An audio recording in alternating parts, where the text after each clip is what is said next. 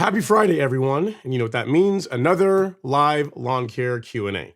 My name is Ron Henry, and I'm here to help answer your lawn care questions. Now, if this is the first time you're joining us, welcome. We're super happy to have you here.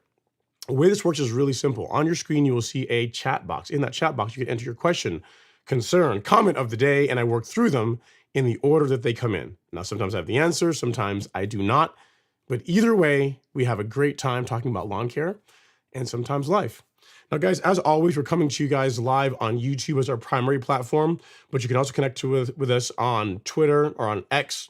Still can't get that right. On X, on Facebook or on Meta, and then also on Instagram. If you're on Instagram, you will not be able to see anything that I share on the screen, but if you want to be part of the conversation, feel free to drop your questions and comments in there, and I'll still go back and forth to make sure that you guys are also included as well, too. Apologies ahead of time for my voice. Again, I thought I was getting over this cold, but I had like a relapse that came back. So we'll keep it moving. We'll make the best out of it. Hopefully you guys can tolerate it and we'll still have a great time. So it is spring, guys. Spring is officially here. It's it's a fun time. April 1st is just around the corner. As far as like starting out, really kicking off the lawn care season and getting out there and fertilizing and putting down like all the things, getting ready to get out there and do your regular mowing. It's the time is now. The time has arrived. I'll show you guys some pictures of how the front and how the back lawn are growing in, and share what I've been doing so far, and just interested in hearing what you guys have been working on and what your goals are for this season.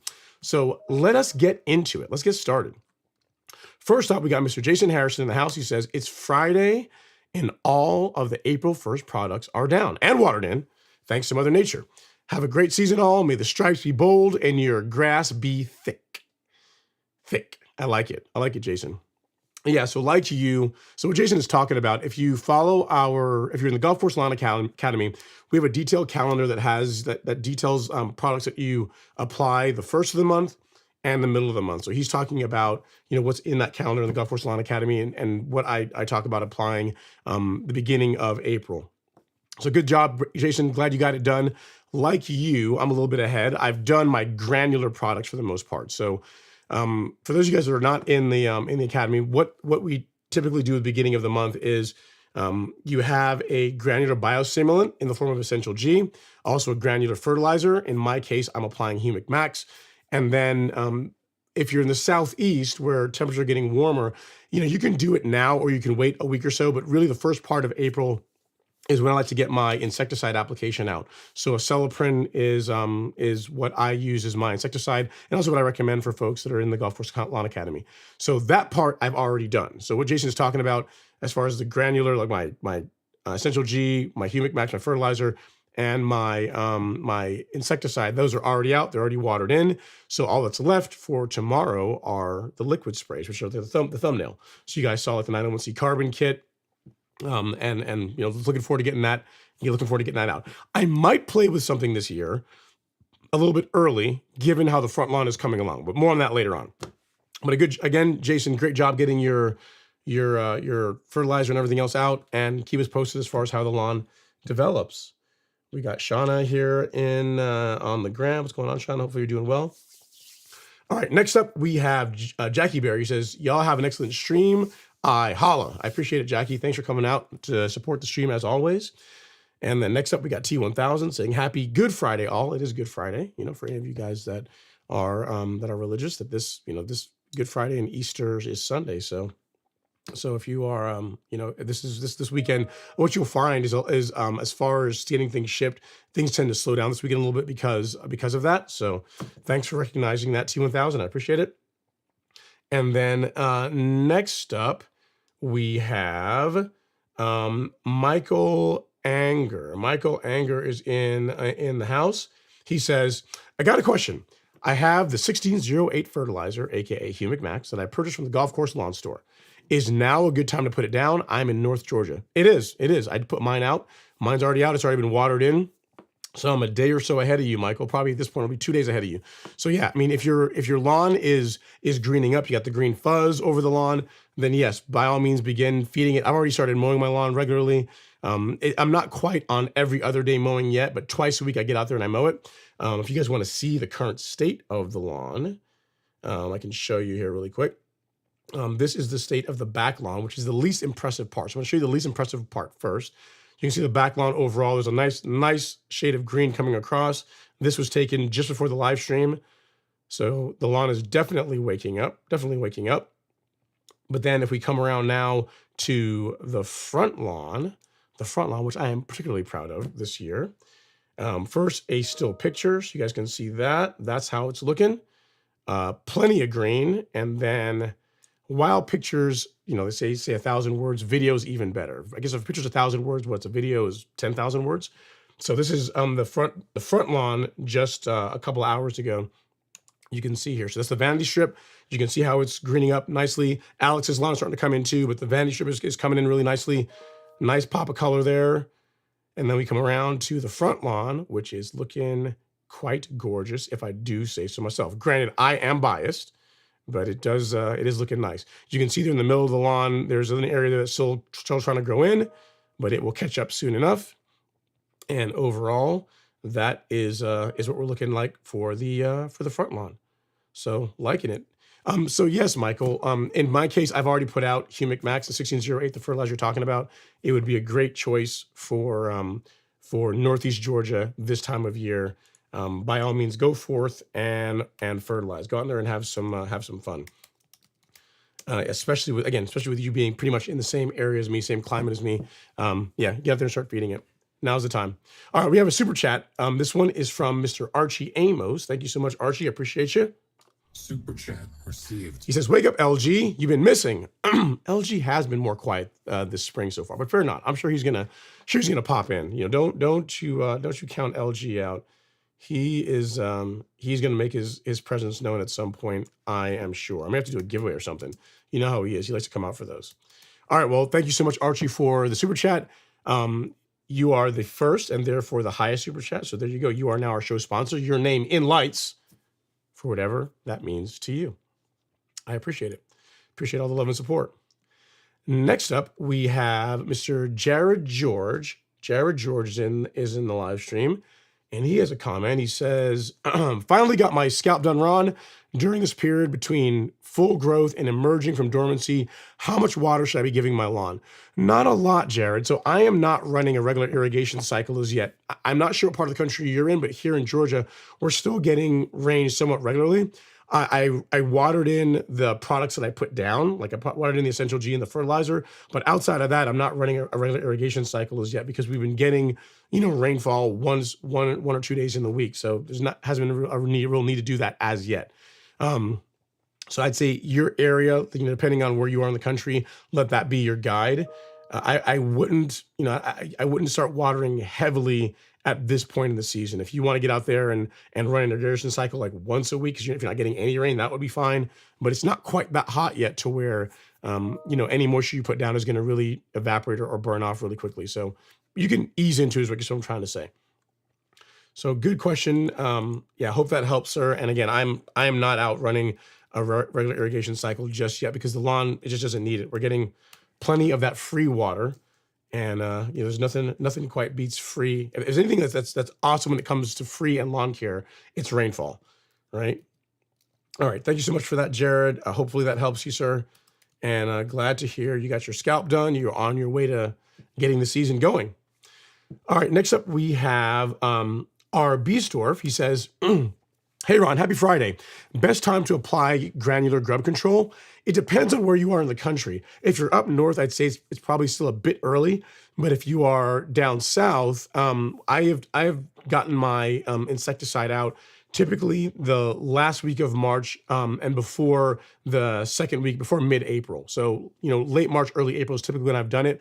That's worked very well for me as far as preventing issues with grub damage in the lawn. But again, if you're up north, you can give it, a few more weeks if you want to before you put it out. So it really depends on where you are in the country.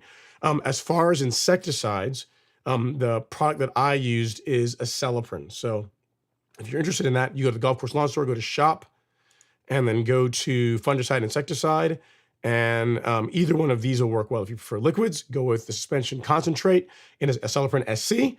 If you prefer granular, because it's a bit easier, less just do it in the spreader, you set the calibration properly and you put it out, go with the granular. So either one of these will work well. But again, if you're in the southeast, sure, go ahead and get your grub control out. If you are further north, you can wait a little bit longer before you do so. Great question, sir. Hope that helps. If you have any other questions, don't hesitate to reach out. And I like where your mind is. You're ahead. You're thinking ahead. It's always better, to prevent. It's like insect damage and lawn disease are one of those things that it's better to prevent them in the first place versus trying to treat them after the fact. So I like that you're already thinking about that. If you guys are interested in a calendar, like you're saying, what can I be applying and when? Some guidance on that. We have a free one that we put out on the golf course lawn store. I'll show you guys it really quick here. If you go to the golf course lawn store, go to the resources section, and then go to lawn care schedule. If you click on that, that will take you, once this loads, to our free annual schedule. It talks a lot about the things, like the first part of it, really, the first 4 parts are really talking about what you want to consider for spring lawn care, summer lawn care, fall lawn care, and then winter. But the area that most people spend their time is really here in menu item 5, which is the monthly application schedule. So you can take this and tailor it based on your grass type, where you are, what your needs are. But again, the reason why R. Biesdorf is probably asking about grub control, because if you look here, in April, which is just around the corner, you see the spring insecticide being mentioned. So Aeration SC or Aeration G, which I've already done. So I think it's probably where he's getting it from. If any of you guys are interested in this, I'll link it here in the chat for you. Actually, I'll make it the pinned comment, so you've got that handy. But feel free to use it. It's great guidance. Hundreds of people use it and get great results in their lawns following that. So let me put that up there for you guys really quick, and so you'll be all set. We will pin that. All right. A great question, R. Biesdorf. Thank you so much. We have another super chat. This one is from Mr. Luis Ayabareño. He's in the house. He says, Super chat received. hi, Ron. Snow finally melted. You know what?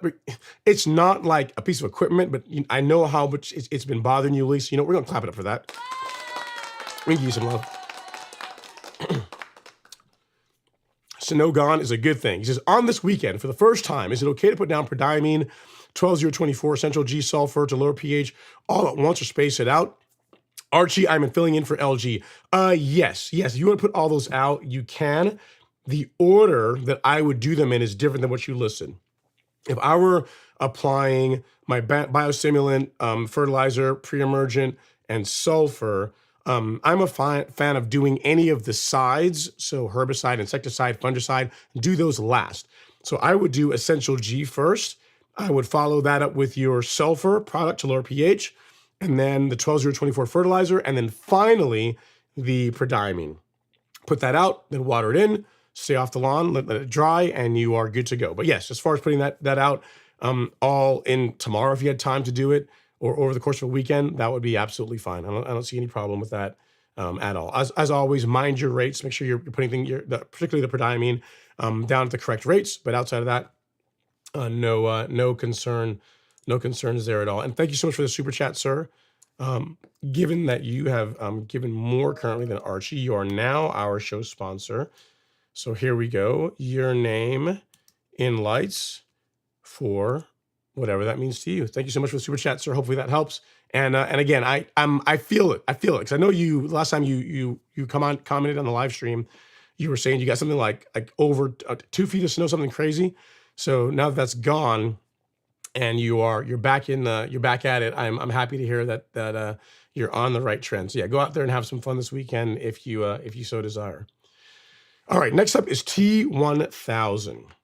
He says, hey Ron, I'm here in Austin, Texas, and I plan to aerate, level, and seed all the same time in mid-April. I last applied pre-emergent the first week of January. Do you foresee any issues with my plan? No, not really. I mean, so as far as aeration, my aeration and top dressing has always come like several months after when I put out my pre-emergent, and I don't have a lot of breakthrough after doing that. So if that's your question, is if after you aerate and top dress, you're going to have a bunch of breakthrough as far as weeds, you really shouldn't. The thing you can always do T1000 is if you do have a little bit, you can clean them up with post-emergent herbicides.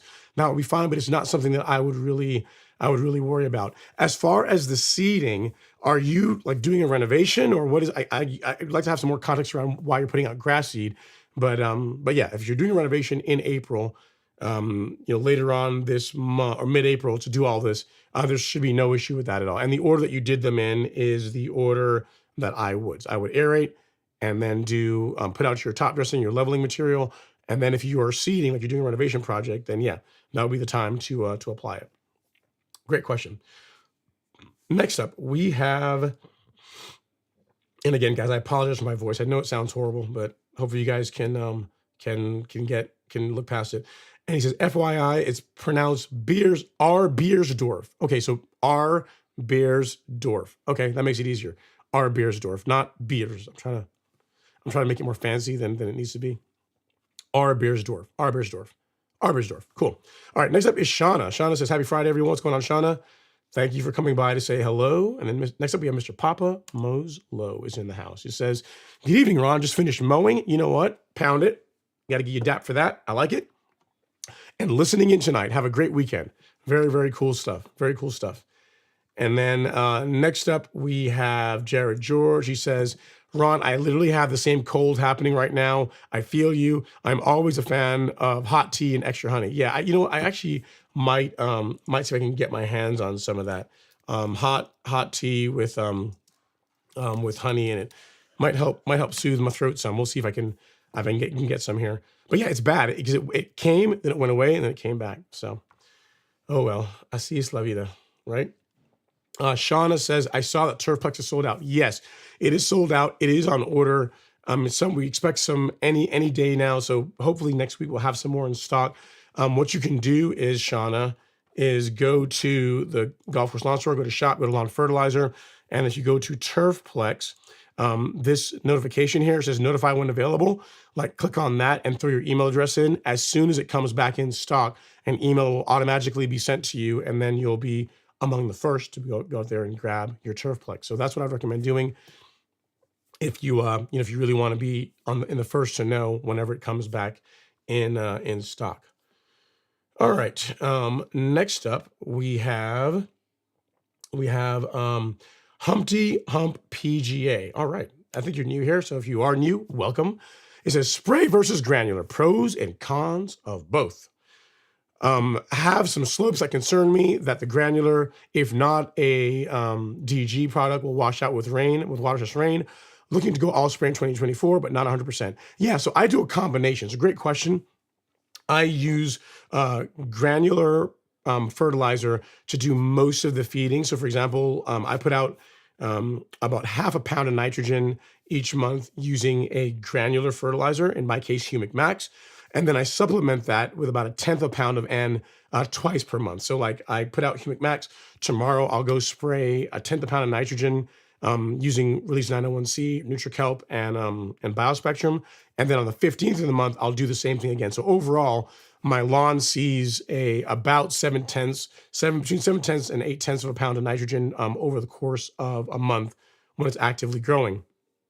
In my opinion, the benefit of doing that is before I started doing spoon feeding Humpty Hump is you would whenever you put out a granular fertilizer, about 5 to 7 days after the lawn wakes up, you'll see a nice flush of growth.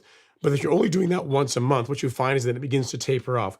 Ever since I started spoon feeding, where I'm putting out I'm putting out a little bit of liquid fertilizer every couple of weeks, that has really evened things out. I don't get a lot of excessive growth. The color is more consistent, the growth is more consistent, and I find it works well. Now, as far as your concern with the slope, unless it's a really extreme slope, I mean, you really shouldn't have a problem with like rainfall washing out your, your fertilizer. I mean, I don't know what kind of slope you're dealing with, but if you look at my front lawn, which I'll show you a picture of right now, like that's my front lawn. That's, it's probably, oh, I don't know. It's over 10 feet from the bottom of where the sidewalk is to the top. So as far as that grade goes, and I put a granular fertilizer out there, and I don't have any issues really with it washing out or anything like that. The fertilizer that I use, you can see the prill is a relatively fine one compared to the prill in most fertilizers. So this is what your standard fertilizer prill is, like a 210 SGN, and this is 150 SGN. So you can see how much smaller this is. So this really gets down into the canopy, gets down in the soil, and I don't really have a lot of problems with it washing out due to rainfall. So again, it's hard to comment on whether or not you're going to have that problem without seeing the slope. But for most people, I think that is overblown. As far as you put out a fertilizer and then rain comes and then it's all going to get washed away. So I don't really think that's going to be. I don't think it's as much of a problem as much as people think it is. So so really your call. If you wanted to go all liquid, you can do that. But I find that a combination of granular and liquid works well.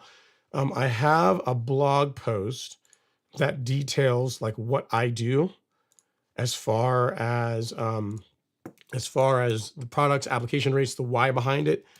And I will link that here here we go. It's a blog post on spoon feeding, and I'll link that here in the chat for you in case you are interested in reading it. But yeah, it's worked well for me. The nice thing about that as well too, Humpty Hump PGA is why I spray liquids twice a month, is for my growth regulator, right? So instead of spraying, what I'm using here is Primo.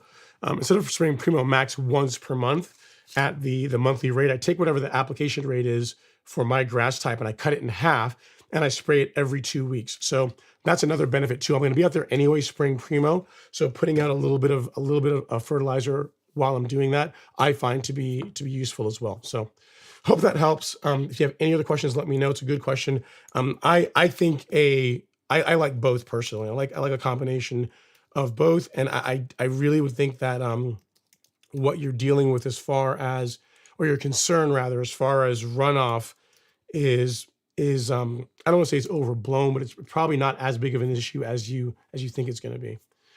All right, so hope that helps, sir. If you need anything else, let me know. Next up, we have Colin in the house.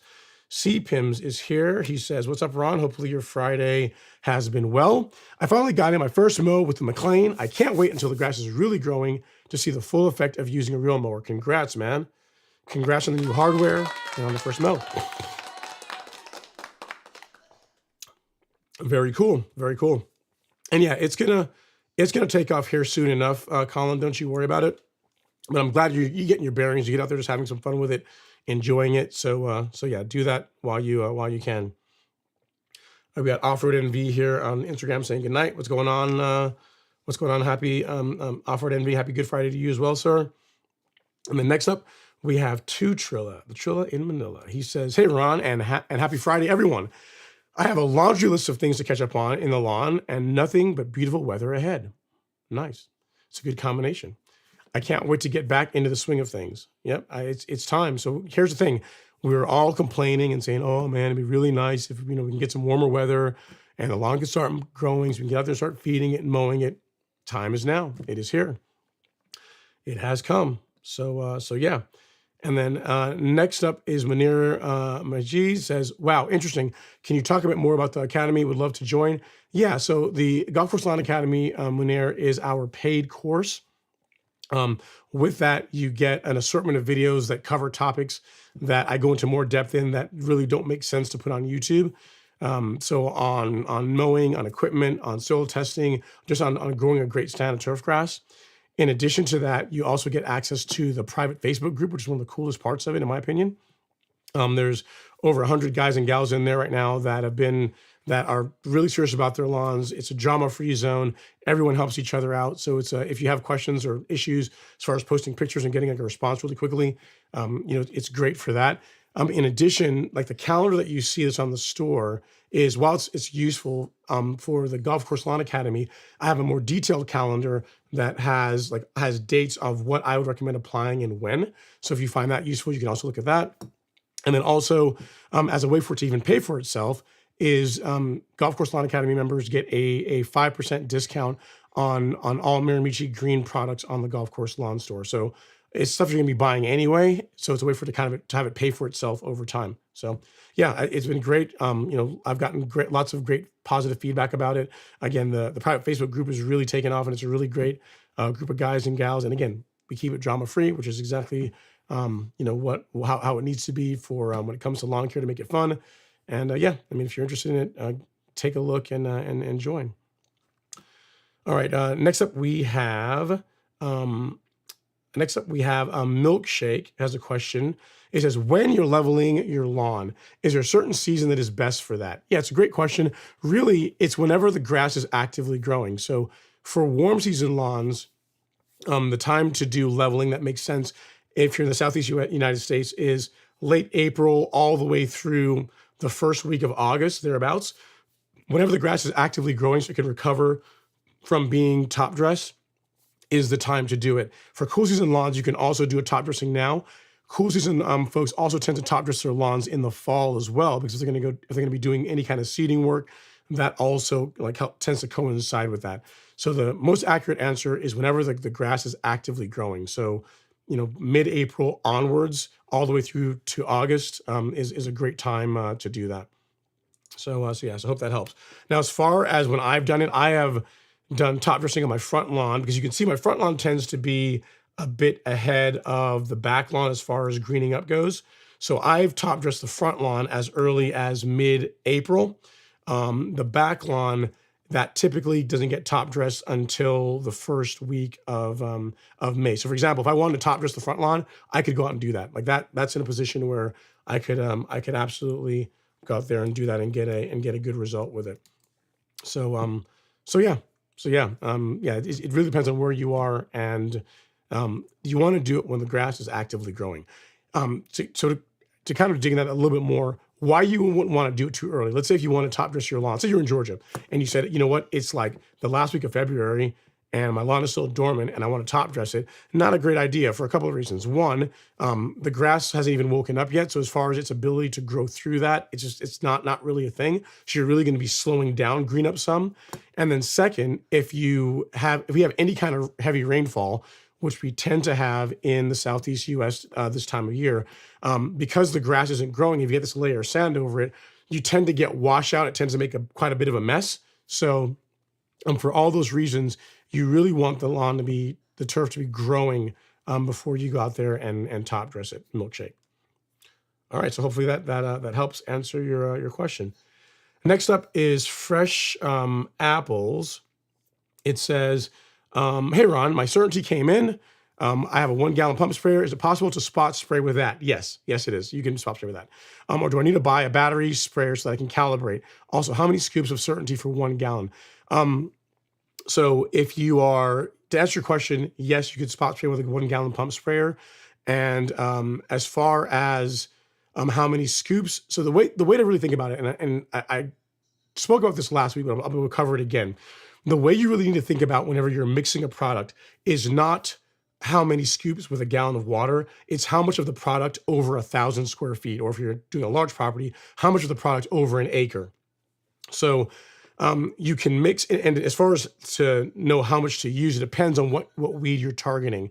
If you are targeting like henbit, with certainty, you can go a little bit lighter. But if you're trying to target something like poannual, like you're trying to spot spray some POA, this time of year, you're going to have to up the application rate. So the application rate for certainty for POA ranges from 1.25 ounces per acre, so 1 large scoop, all the way up to, actually, I'll show you. It's easier if I show you. One large scoop, which is this. Move this over here. Yep. So this is your measuring spoon, and this large scoop, one level scoop, equates to 1.25 ounces per acre, approximately, according to the label, anyway. And that's the low rate for spraying poannua. If at this time of year, that's probably not going to work. The high rate, or the maximum for controlling POA, is 2 of these. So instead of using 1, you would do 2. What I have found that works well is to do 1 large scoop, if it'll focus, and then do 2 of the small scoops. That, combined with a bit of surfactant, I find works well for getting good control against POA that's already flowering, that's throwing the seed heads. So yeah, and as far as if you are spot spraying, your goal is to cover approximately 1,000 square feet of spot spraying. You could use that. You could do 1 large, 2 small in a gallon of water, along with some surfactant, and that would produce a good result. So whenever you're spraying herbicides, don't think more in area you're going to cover, more so than like in how much like water you're going to mix with it. For example, you could take certainty and you could take that same rate. You could take 1 large scoop and 2 small scoops, which is enough for 1,000 square feet, right?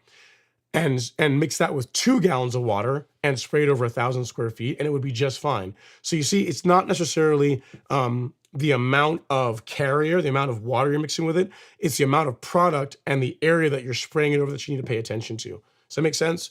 So to answer your question, yes, you're good to go. The 1 gallon sprayer you have will work fine.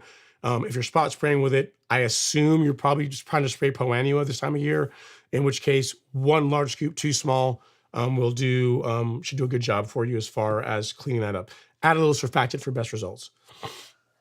All right. And as far as getting a battery sprayer, yeah, I mean, if you're going to get out there and doing like blanket sprays of the lawn, if you're going to go out and start putting out like fertilizer, or you're going to start spraying plant growth regulator, then really having a calibrated sprayer it becomes more important to ensure that you're putting out the right amount of product over the right amount of area. But it sounds like you're just mixing up a small batch just to do spot spraying here and there, which in that case, the 1 gallon pump sprayer will be just fine. All right, next up is Oliver Rittam. He says, happy Good Friday, Ron. Had time to lay out the 12024. I like it. Carbon Pro G, Turfplex, and Nutrizolve today. Look at you, overachiever. So you got your April 1st, beginning of the month of April, all done. Nice. I like it. I dig it. Keep you posted as far as how it does, guys. I'm Oliver. Nice. I know you already know what you're doing. The lawn looked really good the end of last season, so you're off to the races. I'm sure you're going to get a great result. Thank you for keeping me posted on as far as that goes. And then Munir says, get yourself some bone broth and ginger tea, man. Works like a charm. Well, I got some tea. Got some tea now. It's got some honey in it. So I'll sip on this in addition to my lemonade. And we'll see if that helps. See if it helps my voice be less annoying, right? It's kind of hard. It's a big, tall order out of a cup of tea, but we'll try my best, right? Okay, next up is T1000. He says, hey, Ron, hope you feel better soon. Here's the thing. I actually feel better than I sound. I sound like garbage, but I actually feel pretty good. I actually feel pretty good. So yeah. But thank you for the well wishes. I really do appreciate it. Next up is, and guys, if you guys are enjoying this, I know we're only 30 minutes in. We got 115 people in the live stream. If you guys wouldn't mind hitting that like button, I'd really appreciate it. The engagement really helps. So hit that like button. Costs you absolutely nothing. It's a free way to support the channel. You know, I'd appreciate all of the love and support. So if you guys can do that, I'd appreciate it. All right, next up is Munir. He says, like, kind of an off-topic question. Here we go. He says, I like your streaming setup.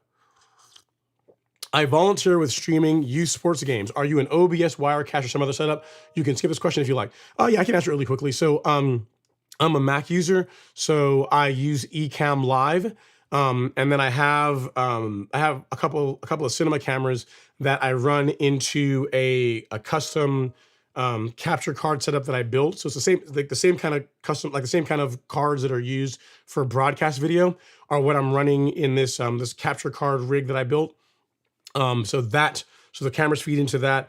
They go into my Mac. And then as far as audio, I have a boom mic. So it's a nice, very nice microphone, and that feeds into a Sound Devices recorder. So yeah, it's a really nice setup. Makes my voice sound, I think, you know, not tonight, but makes it sound good. And I have a switcher that allows me to switch between cameras and that kind of thing. So that and a couple other things that I've got going on in the background as far as software setup is how it works. But that's the core of it. A couple of good cameras with good lenses on it, a capture card, like a low latency capture card that I built myself, and then that runs into the software that I run on my Mac. So that, in a nutshell, is how I do it. All right, next up, and if you want more details, drop me a line, drop me an email, ron@golfcourseline.com, and I'll be happy to give you some more details on it. All right, next up is Ian Michelle. He says, hey, Ron, do you know roughly how many individual packets of Celsius I could use on 3,000 square feet per year? Yeah, so it depends on the rate that you're spraying, Ian.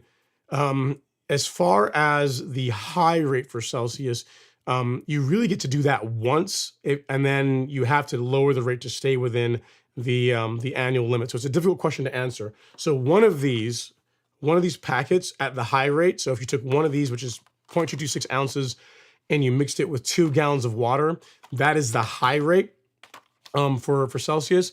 If you're spraying it at a lower rate, which is appropriate for, like, if you're trying to take care of like spurge or wild onions or weeds that aren't that difficult to control, you could take the same 2 ounce, the same single packet, mix it with 4 gallons of water, and that lowers the rate quite a bit. So it depends on the rate that you're using. The thing that I find, Ian, is that with Celsius, if you're spraying it properly and especially if you're using surfactant with it, you really shouldn't have to be using it too much throughout the season. You know what I mean? Like, even a good example, you look at my neighbor's lawn, when they moved in, and I mixed Celsius Certainty, and I also put out some pre-emergent.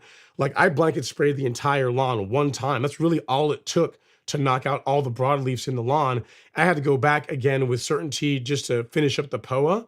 But as far as like broadleafs, like one application of Celsius at the higher rate really did a great job. So if you're spraying it properly at the right rates, and especially if you're using surfactant, you should get a great result. In that case, the situation I was talking to you about, I didn't even use surfactant because I was spraying pre-emergent along with it. So if you're using surfactant, really you shouldn't have to, in other words, if you're spraying Certainty or spraying Celsius on your lawn every single month, you're doing something wrong. Like, that shouldn't be, I mean, if you're spraying it more than a couple times per season, you're probably doing something wrong. Because really, the idea is you use the herbicide to injure and or kill the weeds, to control the weeds. and that coupled with your regular mowing and fertilization is going to allow your grass to grow in, become thicker, and become the dominant plant in your lawn, which makes it more difficult for the weeds to reestablish themselves. So to answer your question, it depends on application rate, but really you shouldn't have to do more than an app at the higher rate. And then if you need to follow up with an app at lower rates, that might be necessary. But again, if you're doing it properly, you really shouldn't have to be hitting the lawn with post-emergent herbicides all the time to control most broadleaf weeds. So hope that helps. If you need any other questions, feel free to let me know. It's a good one. That's a good one. I like it. All right. Next up is nothing on the gram. Next up we have, not myself, is Noek95. He says, Ron, how's it going? Have you started mowing? Have I started mowing? When did I stop mowing? I mean, if you're asking if I'm mowing more, yes, I'm mowing more now. Right now I'm mowing about twice a week, thereabouts.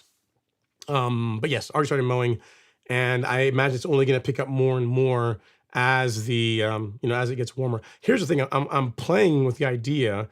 Normally, I wait until at the earliest mid-April and towards the end of May to start doing growth regulator. But given how the front lawn, and I would only do this on the front lawn, given how the front lawn is coming in so nicely, it's there. I'm toying with the idea of maybe using some primo, a light rate of primo on just the front lawn when I spray the next time. We'll see. I'm trying to decide. Haven't committed yet. Haven't decided fully yet, but it could be a thing. Because I've already started mowing. Right now, it's about twice a week, and that's only going to ramp up as the season progresses. All right, next up is End Time Watcher ELG. Says, Ron, hope all is well. Is it okay to put out fertilizer and weed killer down at the same time after a cut? I am here in Greensboro, North Carolina. You are doing a great job, Minister Eddie. I appreciate that, Minister Eddie. Thank you so much.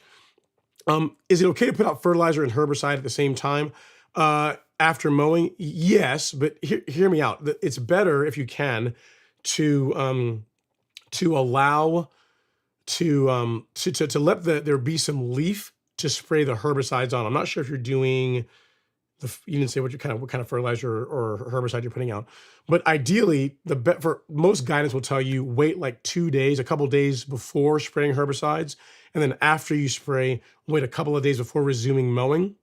That is to ensure that there's plenty of leaf for the first of all the weed. Two things: one, the plant hasn't been stressed by being cut, and then second, there's more leaf for you to spray the herbicide on to maximize uptake. And then after you spray it, wait 2 days until you start mowing again for the same reasons. You want to give time for the weed, the plant you're targeting, to draw in the herbicide and get the best result with it. So, I mean, can you do them on the same day? Sure.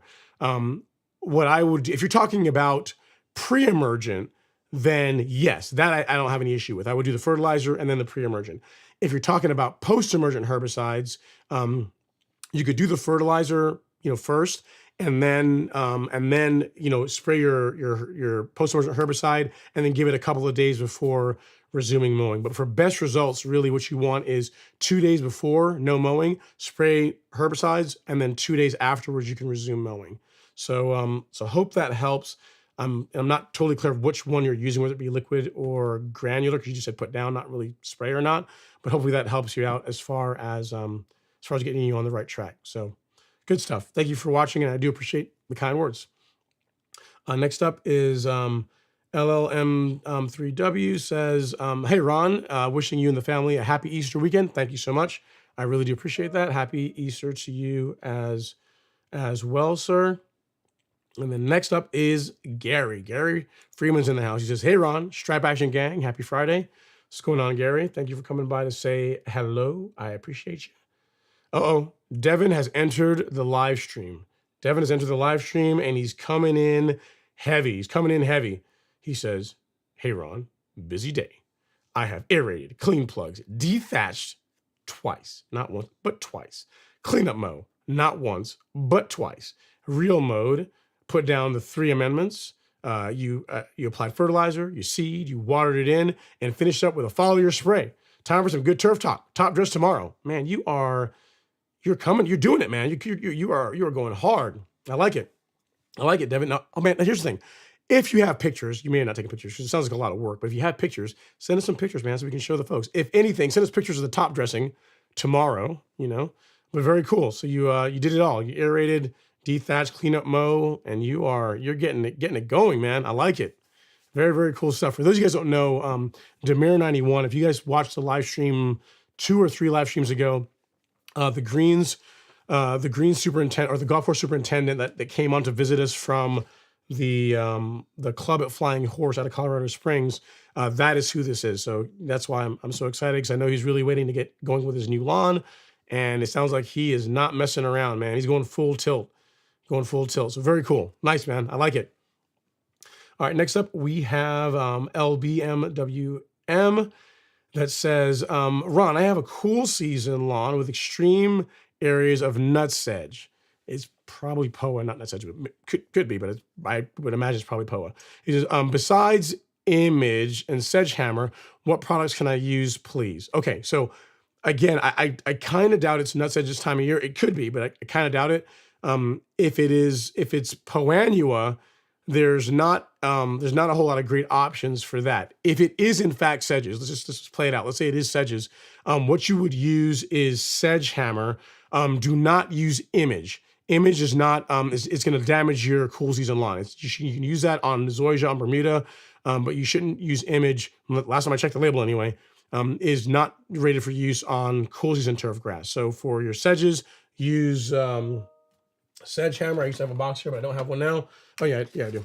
You can use Sedgehammer, but Image, I would omit that. I would not use Image on cool season turf grass. You're gonna give it an ouchie if you do that. So hope that helps. As far as other products you can use for controlling weeds in your cool season lawn, you can use a 3-way. We have one that we carry called Triad. That's pretty good. You can use that. You can also use Tenacity, depending. Again, it really depends on what weeds you're trying to control. But Tenacity, a 3-way can work. It's a little bit cool for that, but those can produce good results. And if in fact you do have sedges, Sedgehammer will be what you really want to use on cool season turf grass. But again, I kind of doubt it this time of year. What you're probably seeing is likely Poanua, which there's not a lot of great options yet for controlling that in cool season turf grass. There's one coming, but it's not broadly available as yet. So once we have some, I'll let you guys know about it, talk about it a bit more. But that's the best I can do for you. So as far as what I'm talking about, so you already have Sedgehammer. You said you have Image, but we're not going to use the Image on your cool season lawn. Let's not do that unless there's some other version of Image that's designed for cool season turf grass. I'm not aware of that, but just to make sure, check the label. The label will probably say do not spray it on cool season turf grass. But as far as for your options for herbicides, you can use Tenacity, which is designed for use on cool season turf grass. You can use Sedgehammer, which you mentioned, and then also you can use a 3-way. Like this in the form of Triad. Any of those are okay to use on your cool season lawn, but the Image, let's not do that. Let's not do that. So hope that helps, sir. If you need anything else, let me know. Appreciate the question and all the love and support.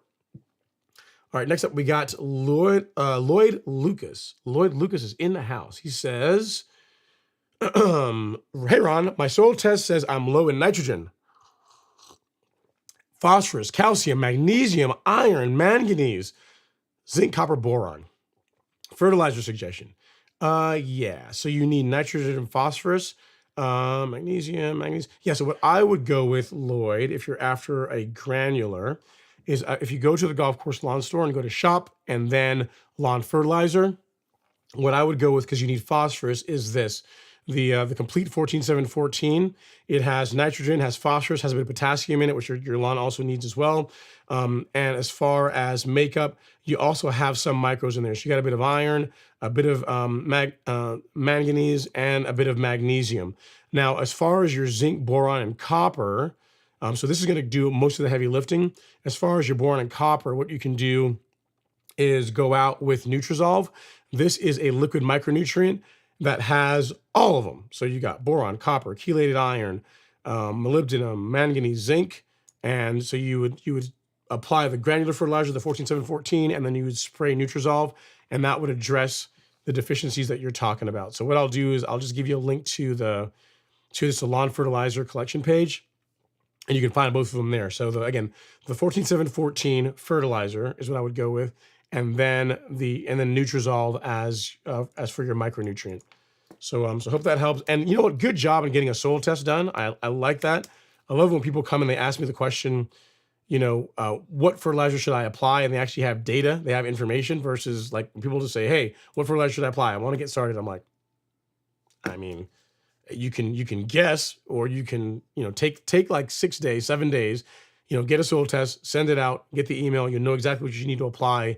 And then you'll be applying based on, with actual information. But congrats on doing that. I really like to see that when folks take the time to get a soil test done, and now you know that what you're gonna be putting on your lawn and spending your hard-earned money on is a good fit for what your soil needs. So good job. All right, next up we have DeMarculus Thompson. He is in the live stream and he says, greetings, Ron and crew. I was reviewing your video on Essential G and Carbon Pro G. You mentioned Carbon Pro G has biospectrum in it. It has a microbial package, not quite biospectrum, but something similar. If I'm adding biospectrum in the tank as well, is that overkill? No, it's not, because it does have a microbial package. It's not the same as what's in biospectrum. So no, you're still good to go. You can still do, if you're doing Carbon Pro G and you're still spraying liquids and adding a bit of biospectrum, there's no problem at all with that DeMarculus. And you know what? That's a good question. I like that question. And because that question is related to not one, not two, but 3 products related to Miramichi Green, you, sir, will be our Miramichi question of the evening. So if I can get this out, if you would like a free t-shirt, a free shirt, think about it, a free greatness from the ground up, if I can turn it the right way, a free one of these guys, free greatness from the ground up t-shirt, courtesy of the nice folks at Miramichi Green, send me an email, ron@golfcourselawn.com, and I will tell you how to claim your prize. So congrats on that. Great question. The answer is no, you're not. You're going to be just fine. And if you'd like some cool swag to wear when you're out there laying stripes in the lawn or doing whatever you're doing in the lawn, you now have that available. And in case you don't have my email address, again, it is this one. It is ron@golfcourselawn.com. And just say, hey, Ron, it's DeMarculus. I won. Tell me how to get my free shirt. And I'll say, DeMarculus, congrats. Here's how you get your free shirt. And then I will be well with the world. You'll be happy. I'll be happy. You'll be styling and profiling in the lawn, right? Good stuff. All right. So next up is a sip of my tea. Next up, we'll move on to, let's see what we hear here. DeMarculus, he's saying that Devin, the hard work pays off. You are right. It does. And I mean, come on, you think he doesn't know? I mean, I'm sure that stand of Kentucky bluegrass that he's going to be showing us is going to be insane. I cannot imagine, because here's the thing, DeMarculus. So Devin came through, right? And he told us, hey, I'm doing this and this. This is what he did. I'm aerating, I'm cleaning the plugs, I dethatch, I clean up mow. This is the stuff he's telling us. You have to believe that there's also some secret sauce in there that he's not sharing. You know what I mean? It's like, it's like the Formula One cars. They're all, they all run within a second of each other or so on the circuit, but each car has a little bit of secret sauce that gives it a certain edge over the others. I'm sure with everything he's listed there, there's probably something that's been omitted that he's not telling us, which, I get it. You got to respect that. You got to respect the game. So yeah, I cannot wait to see what the lawn looks like as you get through with all your work and it really begins to grow in and do well. All right, next up is a Humpty Hump PGA. He says, I'm new to North Georgia and I'm new to the channel. Thank you for your help. You are very welcome. He says, you got me hooked and I'm ready to have my lawn look like fairways. It's a lot of fun. It's a lot of work. And if you have the time to do it, there are worse things. There are worse ways to spend your time, is what I would say. Humpty Hump PGA. So yeah, there's definitely worse ways to spend your time. And yeah, I'm glad that that you find the content helpful or at least entertaining. And if I can help with anything, don't hesitate to reach out. All right, let me make a note about DeMarculus. question of the week. So we got you covered there. Make a note of it. All right, next up is Darren Proctor. Darren Proctor's up next. He says, "Good evening, Ron. I like to make a grated organic ginger tea for colds. It will help with your voice as well. So tomorrow, and to get some ginger, huh? Is what I'm hearing. Some ginger to go make some ginger tea. That'll hook me up. All right, I'll give it a shot. I've heard a couple different options here. Honey. I've got some tea with honey in it, and I'm hearing ginger. So I'll work on that. We'll see if we can get my voice back to where it needs to be. All right, and next is Robert Rainey. Says, "Good evening. What's going on, Robert? Thanks for coming to hang out, sir. Appreciate you taking some time out of your Friday, as always, to come hang out in the live stream." Robert, what if I could show them a picture of your lawn? I think I can get it out of the academy here really quickly. He posted a picture of his, I can get it. A picture of his lawn mowed at I think it's 0.40, because he's about that life. That's the kind of guy he is. So looks like I can get this here really quick, and I will show you guys Robert Rainey lawn April. I'll show you guys what he's working with. But yeah, it looks clean. It looks really, really clean. So thanks for stopping by, Robert. And this is his lawn at 0.40 inches. It's that you can see the Bermuda grass is starting to come in. He's going to be getting rid of the ryegrass soon, but that's what he's working with. So it looks pretty good. Looks clean, man. Great color, great stripe action. Love it. Love it, love it, love it, love it, love it. So you too, any of you guys that have the time, can absolutely have a lawn that looks like that. And Robert is an inspiration to us all with the work that he puts into his lawn. So thanks for coming to hang out. And then Jason says, "The best part of the Golf Course Lawn Academy is the people." You are right. I would agree with that. I like to think that the course material is also really good, but the people that we have in there are a great group of guys and gals. And again, it's a drama-free zone. Like I don't tolerate drama. I don't tolerate drama. If you can bring drama, this is not going to be a thing. You'll be quickly refunded and shown the door. We're not doing drama. Just not doing that. There's other places on the internet you can go for that. Golf Course Lawn Academy is not one of them. All right, next up is Cody.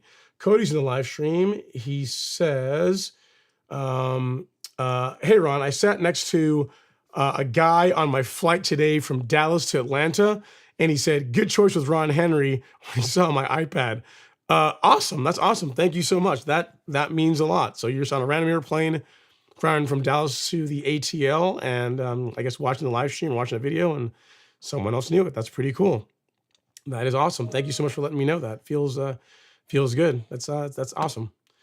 Next up, we have Noic95 in the live stream. It says, "I'm sitting watching the backyard grass grow while tuning into the live stream. There's nothing wrong with that. It's completely normal. Pretty much everyone in here is likely guilty of that. I have been guilty of that. Crazy enough, I noticed spider webs throughout the yard. Should I be concerned?" I don't know what kind of grass you have, Noah. I mean, so if you're seeing spider webs, what look like little spider webs on the lawn, if it's early in the morning, it could be dollar spot. It could be the beginning of dollar spot. But here's the thing. Most Bermuda lawns, if they're getting enough nitrogen, it rarely takes hold to where it becomes a problem. So, I mean, if you want to spray a fungicide, you can. Like if you've got a history of disease in your lawn, you want to get a preventative fungicide out, you can do so. But if it's Bermuda grass and again, you're feeding the lawn, it's not something that I would really be concerned about as far as that goes. As far as my preventative fungicides, unless your lawn has a history of disease earlier in the season, I like to wait until May to get my first preventative fungicide application of the season out. So hope that helps. Again, it could, I haven't seen pictures of it. It could be dollar spot, especially if it's early in the morning. But again, I really wouldn't worry about it too much. If you're feeding your lawn, and it's, again, for Bermuda, it tends to not be an issue if the lawn is getting a healthy diet of N. So yeah, not too much to worry about. But yeah, enjoy looking at the lawn. Enjoy it. It's fun, right? I'm watching grass grow. If it were me, I would not be too concerned about it. And then next up, we got Kevin L. saying, "Go Dogs." So you know what? I knew you Alabama guys would eventually come around. you guys would get rid of all this, that other phrase. Y'all are, you're embracing the Georgia Bulldogs. I like it. I dig it. Appreciate it, Kevin. Thank you for leading the charge. A little bit early for the season to start, but I like it. Thank you so much. Higgy Pop's in the house. He says, "Happy Friday, everyone. What's going on, Higgy Pop?" And then next up, we have Oliver Rittam. He says, "Ron, I was spraying today, and I noticed some weird color on the leaf blade. Sent you an email, fungus. I have Headway G on standby. I'll take a look at it, Oliver, once I get off the live stream. It could be. Here's the thing, guys, too. If when your lawn is coming out of dormancy, it doesn't all green up all at the same rate all right away. So you may have some areas of the lawn that are a little bit lighter color than other parts. But when you get into, at least if you're in the southeast, if you're in like northeast Georgia, mid-April, the third week of April, the color should begin evening out. So I wouldn't be too quick to get out there and start slapping the lawn with fungicide. Again, unless you have a history of disease in your lawn and you want to get ahead of it. So I'll take a look, Oliver. Again, it's probably nothing to worry about, but I'll take a look at it and I'll let you know. But yeah, I mean, again, when the lawn's waking up, it's not like it all comes in same color all throughout the lawn. For example, on my front lawn, the area, I can show you guys really quick. I can talk over while the video goes. The area that is, so I can fast forward this. So this area over here on the right, so if I pause the video, so the right side where it kind of falls away from us, that part of the lawn greens up first, and the color is a darker green, is a deeper green than the rest of the front lawn. I mean, is it something that I'm worried about? No, because that part of the lawn gets more sunlight than the rest of it. And, over the next week or two, it's going to even out. It'll be just fine. I wouldn't be quick to get out there and, again, apply fungicide unless you've got a history of disease this time of year and you're trying to get ahead of it.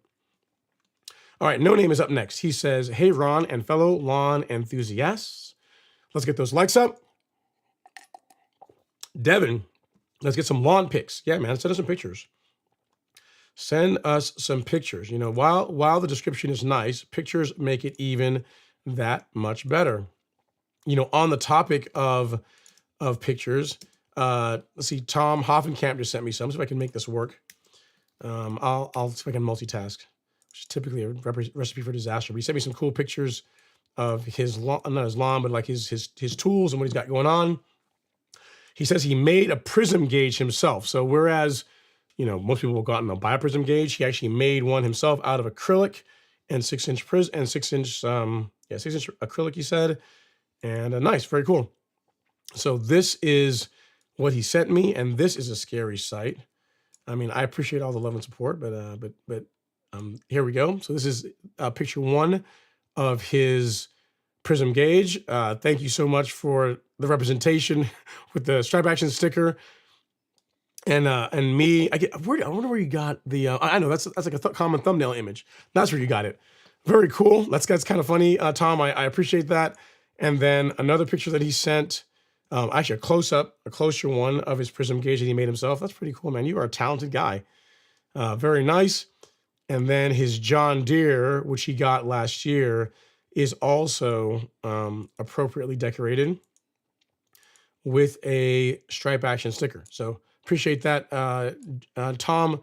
Thanks for all the love and support. Really cool on the prism gauge, man. That's pretty sweet. That is pretty sweet. You're a talented guy. Very, very nice. Very nice. Like something you bought. Really cool. All right, next up we have Kevin L. He says, Ron, pour a little brown water. It'll clear that throat right up. Yeah, maybe after the live stream. I got some bourbon that I can throw back. We'll we'll see. But not during the show. It's probably not a good idea on the live stream to be doing that. So, but it's a good idea after the show. I think I'll take you up on that. And then next up is King Khan saying, "Good evening. What's going on, King Khan? Thanks for coming on to hang out in the live stream. Appreciate all the love and support as always." And then Matthew Whitson, "Good evening, Ron." Good evening, Matthew. Hopefully you're doing all right. And then I think I already answered your question, Lloyd. You asked about the soil test. As far as your soil test saying you need nitrogen and calcium. Yeah. So yeah, I've already given you the answer, the 14-7-14. So guys, if you guys ever put up a comment, I literally work through them with the order they come in. So it can take me a while because, I sometimes I've been told I can be kind of long-winded. And so it takes me a while to get to them. But if I'm working through them, I will get to your answer. I'll get to your question. So you don't have to post it like, 2 or 3 times, but I will get to it. So hopefully my answer helps you. And again, if you need anything else, feel free to follow up. All right. Next up is Cleve Anderson.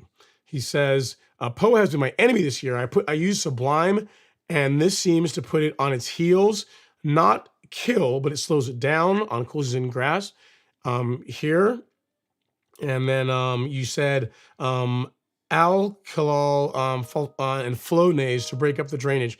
Yeah, I mean, here's the thing. I actually don't have.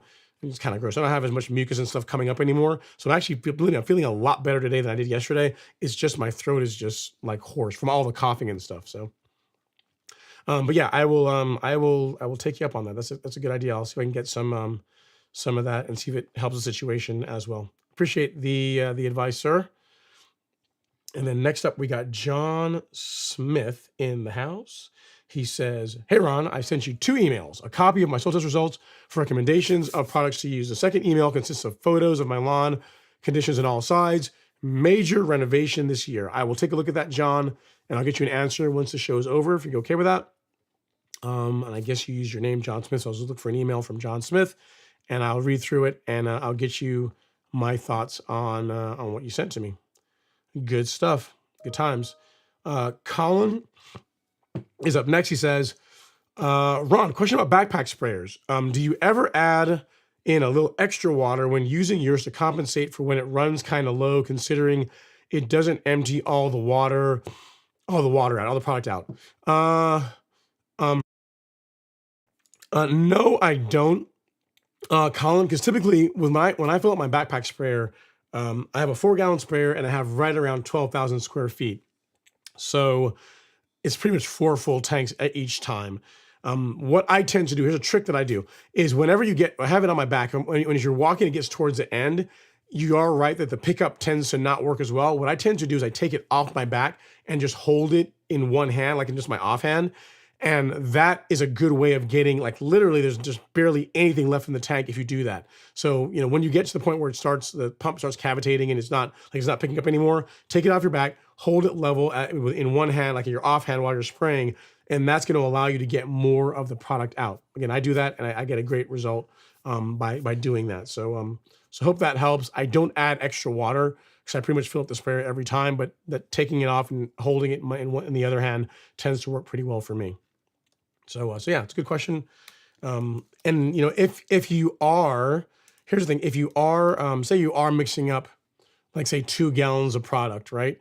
And you want to do like, 2.25 gallons, maybe 2.5 gallons, as long as you have somewhere to spray to use up the rest of it, that would be fine too. But before you do that, I would encourage you, again, try that technique I was telling you about. Just take the sprayer off and hold it in your offhand. And I think you'll be surprised. You'll have very little left in the tank once you're done if you go that route. And again, the nice bonus is, again, the tank's not heavy because there's not much in it at that point. So holding it with one hand is not too difficult. All right. And you said hopefully that question made sense. It does. I know what you're saying. I know. And I think if you watch my last video, which is on spraying pre-emergent, I did that in the video. Like you saw me walking the lawn back and forth. There's a part where I actually take the sprayer off and I hold it in one hand. And I do exactly what I'm telling you about. I'm pretty sure I did that in that video. So if you look through that, you'll actually see me doing what I'm talking about.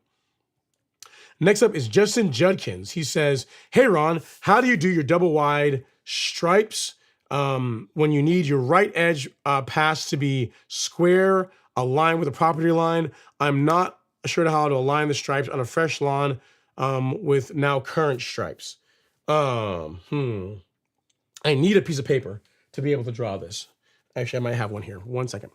I might be able to draw this for you. Yeah. So I can use this. I can use this to explain this. I think I can do this off the cuff. So the big thing is, Justin, if you're trying to have double wides on the property line, it's not really any different. It's really not any different as far as how you do the sequence. So let's just do it this way. We're going to do, let's do this. We're going to do, we'll just do this. We'll say dark, and then I'll do a dash double wide, and then light. I'm going to show you guys. I'm just drawing it out because I can't draw in the air.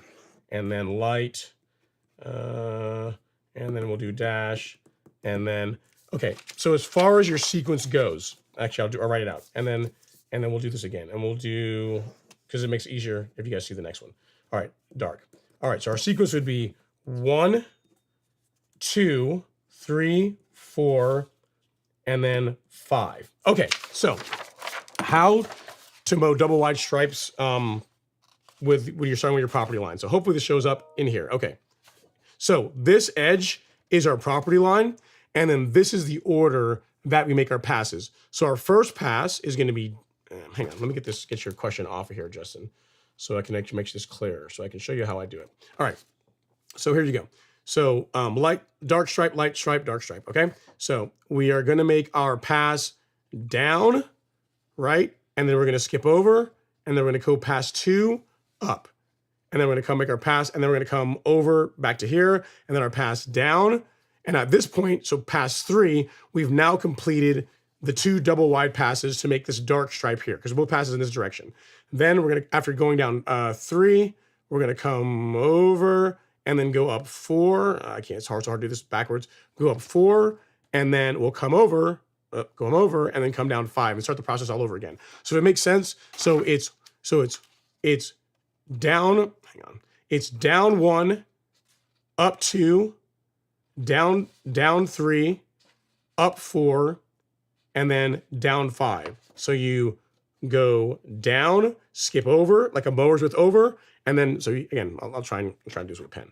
So we start here, mowing our best life. We're coming down, make our pass. And then you're going to skip over about a width of however wide your mower is, right? So let's say a Greensmaster, 25-ish inches or so, thereabouts. And then you come over, and then for pass 2, right here, and then you go up. And now what you're going to have is you're going to have a mowed area here and a mowed area here. And then this one section that has not been mowed as yet. So then you, after you finish coming up 2, you come over, and we're going to fill in. We're going to come all the way down and mow that. So at that point, this first stripe that's for your property line is double wide, and it's even, and you just can rinse and repeat. So again, it's just, that's your sequence. So again, 1, 2, 3, 4, 5. And then when 5 is essentially starting over what we did with 1. So we would go down and then up, and same kind of thing. So if your property line, let's think about this. If your property line is not square, if that's what you're asking, if it's not square, the thickest part of the double wide stripe, let me know about this. The thickest part of the stripe needs to be, I'm trying to think of how am I gonna explain this. The thickest part of the stripe still can't be any more than 2 mower widths wide. So let's say it starts here and it tapers. So it kind of tapers, say from 1 to here, right? So it's kind of, let me get my face out of here. It's kind of in a diagonal. So it kind of starts here and then it tapers like to here. So what would happen is this part here, you would just mow a single mowers with wide, and then you'll just make a pass and have this thicken up as you get to the top. So I mean, it just really depends as far as if your property line is square to how you want the stripes to lay, but the sequence still doesn't really change. So again, 1, down 1, up 2, down 3, up 4, over, down 5, rinse and repeat until you're done. So hope that helps as far as if that's what you were asking, as far as how to mow double wide stripes. I think you're asking how you mow double wide stripes. Yeah, when you need the right edge to be square, align your property line. Yeah, so that's how I would go about doing it. So hopefully that makes sense. It helps you. That is how I mow my lawn. So my double wides are on the fence side, the side that has the fence. That is a true double wide stripe. Like if you watch the intro video for the live stream, like the left part of it, like that is a true double wide stripe. And then the far side, which is where Alex is, that last stripe is kind of like what I'm talking about. It's kind of tapered. So it's not truly 2 mowers widths wide. It starts out thick near the fence and it kind of tapers down to like 1 mower's width towards the end. So that's what you have to kind of do to kind of set it square and then just follow your pattern up and down. So hope that helps. But if you have any other questions, let me know. But that's, I saw your email. I got your email and I said, you know what? I'm just gonna, if he asks on the live stream, I'm just gonna explain it on the live stream because it's way easier just to illustrate it versus like typing that out. So hope that helps. If you have any other questions, let me know. Drop me a comment and you know, I can revisit it. But hopefully my explanation makes sense as far as the sequence goes. I'm pretty sure I got that right. Hopefully, yeah, 1, 2, yeah, now, yep, that's right. Because that's what I do. So how I'm on my lawn all the time. All right, next up we have Fresh Apples. Says, okay, yeah, so it's, all right, so it's much more about how much product over square feet with certainty. It's really about how much product over square feet with anything you're spraying on the lawn. That applies to anything. Applies to fertilizer, applies to fungicides. It's how many ounces, like if you look at the label is gonna say X number of ounces over over 1,000 square feet, or an X number of ounces over an acre.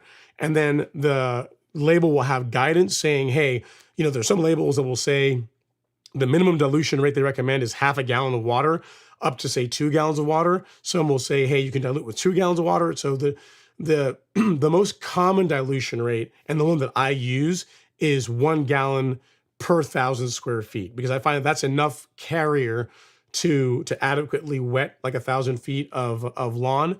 So you just maximize, you maximize your time. You get more efficient use of your time. It makes sense. Because if you spray 2 gallons over 1,000 square feet, it's gonna literally take you twice as long to spray the lawn. You know what I mean? So what you'll find is most labels will say 1 gallon over 1,000 square feet. I think the certainty label actually says 2 gallons over 1,000 square feet. But again, one over 1,000 will work just fine. And the way you want to think about it is not the amount of water you're diluting as far as how you measure it. Think the amount of activated ingredient or amount of product over 1,000 square feet. And then you can decide whether you're going to dilute that with a gallon of water, a gallon and a half of water, 2 gallons of water, 3 gallons of water.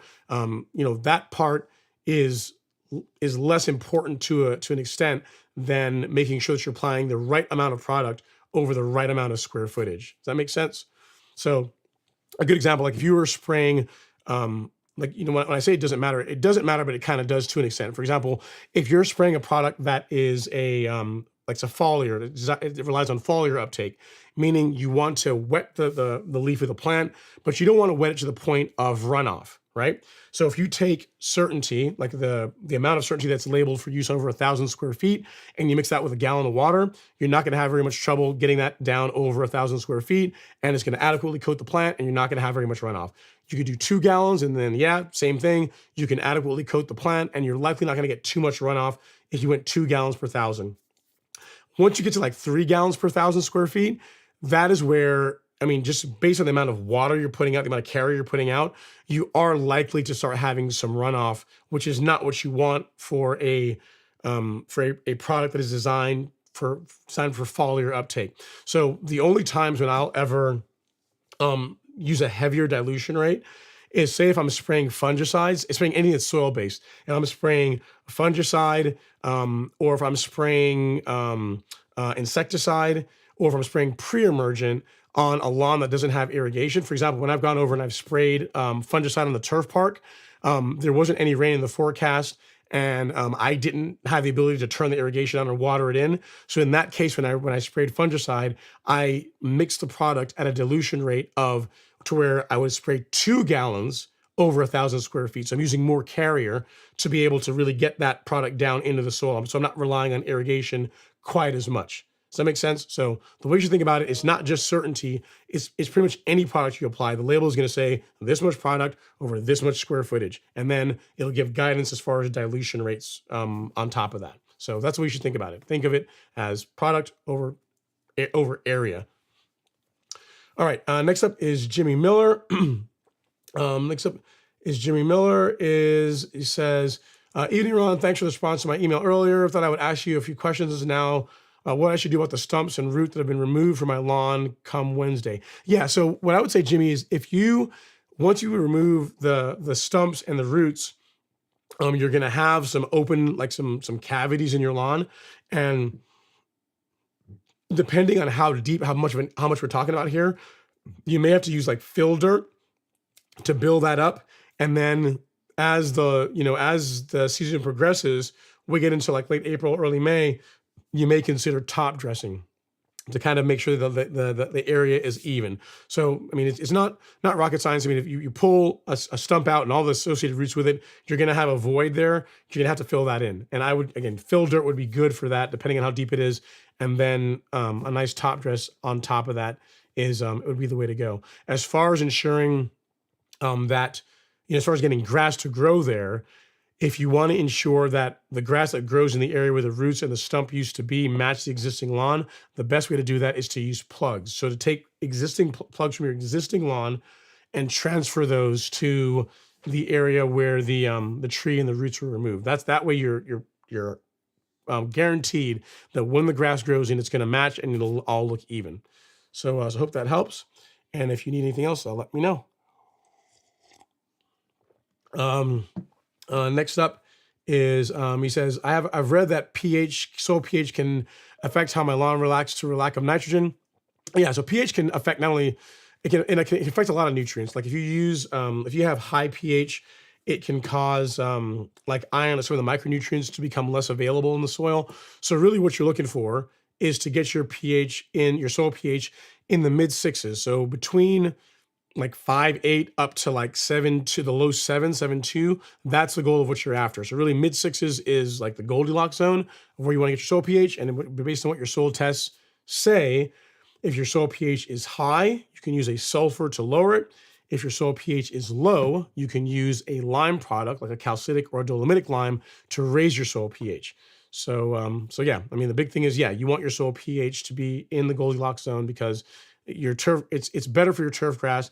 It's less advantageous for weeds, and you get the most out of the nutrient that you're applying to the lawn as far as in the form of fertilizer when your pH is in the mid 6s. So good stuff. Great question, Jimmy. Next up is Jason Harrison. He says, for what it's worth, I am seeing nutsedge in multiple parts yards near my house. It's been coming out earlier and earlier every year. Cool. So yeah, so for the person that has a cool season lawn they have nutsedge, if that's what you truly have, then yeah, Sedgehammer is what you're going to want to go with. Yeah, I still stand with don't use image on your cool season lawn because it's, again, unless the label is changed or there's some variant of image that I'm not aware of, you're not supposed to use it on cool season turf grass. It's gonna damage it. All right. Next up is Hail Hydra. I guess someone that was into was it Captain America? Hydra was Captain America, I think, right? Yeah, the bad guy's Captain America. Because I didn't spray my pre-emergent on time. Can I spray pre and post-emergent on the same day, or do I have to wait a couple of weeks? You can spray them on the same day. So as far as what I would say to do, the only guidance I would give you didn't tell me what kind of grass you have, but let's say you have Bermuda grass and you're spraying prodiamine and you're going to also spray, say, Celsius, right? If you're going to do that, the only thing that I would do differently, if you're mixing pre-emergent and post-emergent, is I would omit surfactant. Normally, if you spray, like, say, Celsius and Certainty, or really any post-emergent herbicide, you can mix surfactant along with it to get a better result. But if you're mixing your post-emergent herbicide with pre-emergent, I would omit that, because the thing we really want is for that pre-emergent to get in the soil, and having a product, an additive that's helping it to stick to the leaf of the plant is kind of working against yourself. So I would omit surfactant. And the way you still ensure that you get a good result is if, say, tomorrow morning you went out, you mixed Celsius and Certainty and prodiamine, and you sprayed your lawn. Normally, you would go out and you'd water the lawn right after you spray your pre-emergent. However, we're not going to do that in this case. If you went out and you sprayed tomorrow morning with that blend, you want to wait at least a day, give it a full 24 hours before you run your irrigation to water the prodiamine in. That's going to give the post-emergent herbicides adequate time to be taken up by the weeds that you're trying to control. So you get the results that you're looking for. You get the post-emergent herbicides, controlling the existing weeds, and you get the pre-emergent working to prevent new weeds when you water it in. So, you can spray them together, but let there be some time, a day or so, maybe even 2 days if you want, to allow the post-emergent herbicide to really work before you run like a heavy irrigation cycle to get the pre-emergent down in the soil. So hope that helps. Hydra, you can absolutely do that. I've done it myself, and it works great. The big thing is You just, I don't like to spray surfactant. I don't like to use surfactant whenever I do that. I mean, there's probably people that use surfactant along with it, but hopefully my explanation makes sense to you as why it makes sense to omit that. All right, next up we have Tracy Fort. He says, this is a good one. He says, I think it's just a joke. He says, I'm trying to figure out how to make my wife do the lawn care. Is there a reason why you don't want to do the lawn care? Why you can't do it? I mean, normally, yeah, I'm not saying like, there's a lot of girls that do lawn care, but most of the time it's the guy that enjoys working in the lawn. And I don't think you can, and here's the thing, I don't think you really want to make her do it, because even if you did, you're not going to like the result. You know what I mean? Like there's something to be said when a person is doing something just to get it done, whereas someone is doing something because they truly enjoy it. Like you can tell the difference. You tell like, a kid, go clean up your room or they're gonna get grounded. Like the job they do as far as cleaning up their room is very different to a child that is just naturally a neat person and doesn't like the room to be messy. You know what I mean? So even if you could make her mow the lawn or do lawn care, I don't think that you would want to, because she's not, the love's not going to be there. You know what I mean? The passion's not going to be there. So I'd say you need to get out there and go mow the lawn yourself if you want it to look the way it wants to look. And if she doesn't like to do that, maybe if neither of you want to do it, hire a service, hire someone else to do it for you. But I would not want someone mowing my lawn that hates mowing lawns. I think that's going to be a bad result. It's not going to work out the way I want it to work out. All right, next up is Tom Hoffenkamp. He says, happy Friday, y'all. Finally seeing some green here in California. It's tough seeing the Texas folks get so green so fast. Hey, no, not just Texas. I mean, I know Texas likes to like, hey, we're the best, we're the awesomest, and all this kind of stuff. But we here in Georgia, we're representing too. We got the green coming up too. It's not just Texas. I just want to say that. Jealousy and props to them. Great lawns. Also, I sent a fun email. I got your email, Tom. I showed the prism gauge, the strap action edition prism gauge is pretty cool. Again, thanks for sending that. I am honored that you would think to put my face on the prism gauge. Thanks, I guess. And yeah, don't you worry. You're gonna get the green lawn is coming your way soon. So let not your heart be troubled. It will be there before you know it. Be out there mowing. Guys on the gram, you guys are quiet tonight. Quiet. Y'all are just enjoying the show, just hanging out and just watching, huh? Okay. I'll take it. All right. Patrick Schultz is up next. He says, hey, Ron, sorry I'm late. Happy Friday. Oh. You're here. So I can't can't be mad about that. And then Tillman Walters has a question. He says, can't certainty control yellow sedge? Yes. So the nice thing about certainty when it comes to controlling sedges is that it pretty much takes care of all of them. You know what I mean? That's why if you have a choice between, so both of these, like Sedge Hammer and Certainty, are both labeled to control sedges in turfgrass. Sedge Hammer has the advantage, and then it can be used in both cool season and warm season turfgrass. Certainty has the advantage in that it controls more sedges, can control Poanua, and it works way faster. So of the two, if you got a warm season lawn, this is what you want to be using, in my opinion. As far as sedges, Kalinga, I mean, it takes care of all of them, and it works fast. Sedge Hammer works as well, but it's just a lot slower product than Certainty is. So if you got warm season turfgrass, I would lean towards Certainty every day and twice on Sunday. That's what I would be using to control sedges in my lawn. All right. Next up is Patrick Schultz. He says, I put out my pre-emergent in early February for my Bermuda, watered in like I'm supposed to. However,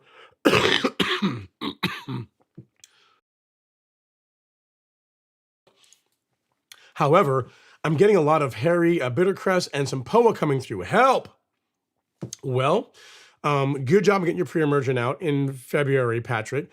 The POA that you're seeing started germinating before you put your pre-emergent out. Like the time to control Poanua or prevent Poanua in your lawn is really with a fall pre-emergent. Same thing with the bittercress. If you are seeing it in your lawn now, your February pre-emergent is not really doing a whole lot for that. Really, your spring pre-emergent is designed to prevent summer weeds. So like spurge, crabgrass, like those are kinds of things that your spring pre-emergent, your February pre-emergent is going to help prevent in your lawn. for those types of weeds, like like henbit, clover, a lot of cool season weeds that tend to grow when weather is cooler. That's your fall pre-emergent. So you did it right.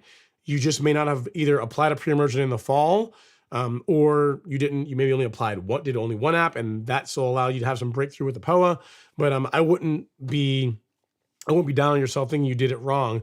It's just that what you applied is not, the timing of what you applied is not correct for the weeds that you are trying to control this time of year. So, so in the fall, later on this year, late August, early September timeframe, get yourself some Spectacle Flow and spray this, and you will have far less problems with Poanua and other weeds that tend to grow whenever temperatures are cooler. So good stuff. You didn't do anything wrong. It's just POA starts before then. And as far as your options now, if you want to get rid of the POAN, you can do a couple of things. You can either just wait, which a lot of you guys don't want to do because you think it looks ugly, or you can use Bermuda grass, or you can use Certainty. This will control Poanua. You have to spray it at the higher rates this time of year to get a good result, but this will knock out Poanua in your warm season Bermuda lawn. So, and as far as where you can get that, if you go to the golf course lawn store, go to Weed Killer, it is on the top shelf. The third item is Certainty. You can find it right there. For best results, I would use Certainty, and I would mix a little bit of surfactant along with it, and away you go.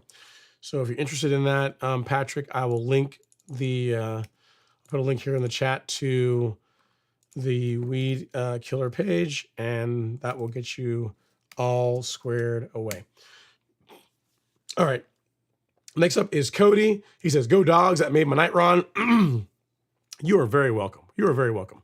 Because here's the thing: next year, and again, I'm not bitter. Truly, I'm not bitter about this past season. I'm not. If it comes across that way, it's just my cold or whatever. It's not that. Next year, when there's a proper playoff and there's not any of this nonsense where they're just voting who they want in, we're going to see what happens whenever Georgia and the state that's to the west of Georgia, when we meet up, we'll see what happens then. Because this past year was a bunch of nonsense as far as Georgia not getting into the playoffs and ultimately the national championship. I promise. I know I sound bitter, but I'm not really bitter. But this next season, it's going to be corrected. So fair not. And if Georgia loses, I don't know. I'll have to delete the segment of the live stream where you guys will be like cutting it out and clipping it and just replaying it over and sending it to me and whatever. I'm finally proven wrong. But without Saban, I think you guys, I think there's a chink in the armor. There's a problem there now. I think we've got you guys. I think we've got your number at this point. So hope springs eternal anyway, right? We'll see what happens. All right, next up is Demart 416. He says, "Happy Friday, Ron. What do you consider an unacceptable lawn height?" Depends on your grass type, I guess. Is our St. Augustine lawn appears to be an inch or so above the pavement. For St. Augustine, that's probably fine. I mean, St. Augustine is mowed tall. If you ever look at like Alan Hain Lawn Care now, you look at how he mows his St. Augustine, it's 4 inches. Like the taller the better. So, if I don't imagine your St. Augustine is 1 inch in height, but if you're mowing it at 3, 4, maybe even 5 inches, I mean, for St. Augustine, that's fine. It likes being mowed taller. It does better mowed at taller heights, and then say something like Bermuda. Now, if you have Bermuda, an unacceptable lawn height, and I can't even say unacceptable, but really, when a Bermuda lawn gets over 2.5 inches, I don't particularly think it looks very good. So I'd say 2.5 inches or shorter is when it tends to thrive and look better. And if you got a real mower, that's when I think Bermuda under an inch looks incredible. Same thing for Zoysia. Zoysia taller, it looks okay, but when it's mowed shorter, it's a thing of beauty. So really unacceptable is probably a strong term. Like Bermuda at like 4 inches that probably falls in the unacceptable range. St. Augustine at 4 inches is just fine.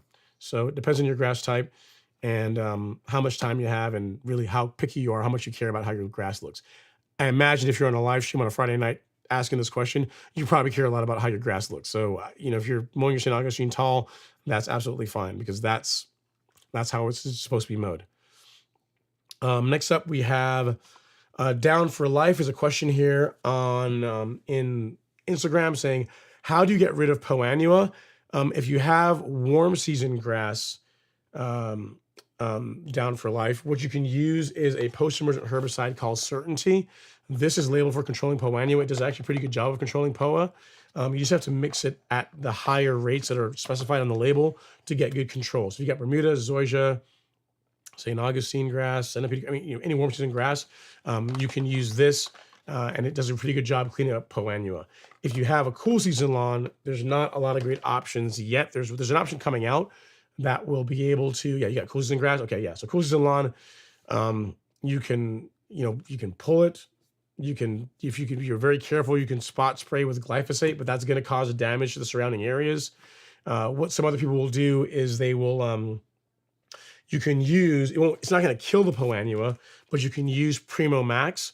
You can use this to suppress the white seed heads, the flower seed heads that poa annua throws out, because in a lot of lawns, depending on your grass type, it's the seed heads that really make poa annua look ugly in a lawn. So using growth regulator, one of the things that Primo can do is suppress seed heads. So that's another option. If you're not willing to tolerate any injury, so you can pull it, you can use growth regulators to help suppress the seed heads, so it's not quite as apparent. If you're willing to tolerate some injury, you can spot spray the poa with glyphosate, but it is going to damage the surrounding grass. Or you can be patient, and in a couple of weeks here, there should be an option for controlling poa annua in cool season turf grass. The negative is it's going to be expensive. I've already been told about pricing on it. It's going to be expensive. It's probably going to be like in the $600 price range. It's going to be really pricey, unfortunately. It's not going to be a cheap product. But it's as far as being labeled for use on residential lawns that can selectively control poa annua and cool season turf, it's a good option, but it's not going to be cheap. It's like bring your wallet if you decide you want to go that route. So just stay tuned, keep watching the live stream, pay attention to the Golf Course Lawn Store. Whenever we get some in, I'll be posting about it and talking about it. But again, I want to reiterate, it's going to be expensive. It's an expensive product. So sorry you're dealing with that, but it gives you some things to think about. All right, next up we have Mars beads that says traditional medicinals, throat is coat tea. Okay. Well, I've got some tea here. I've been sipping through that.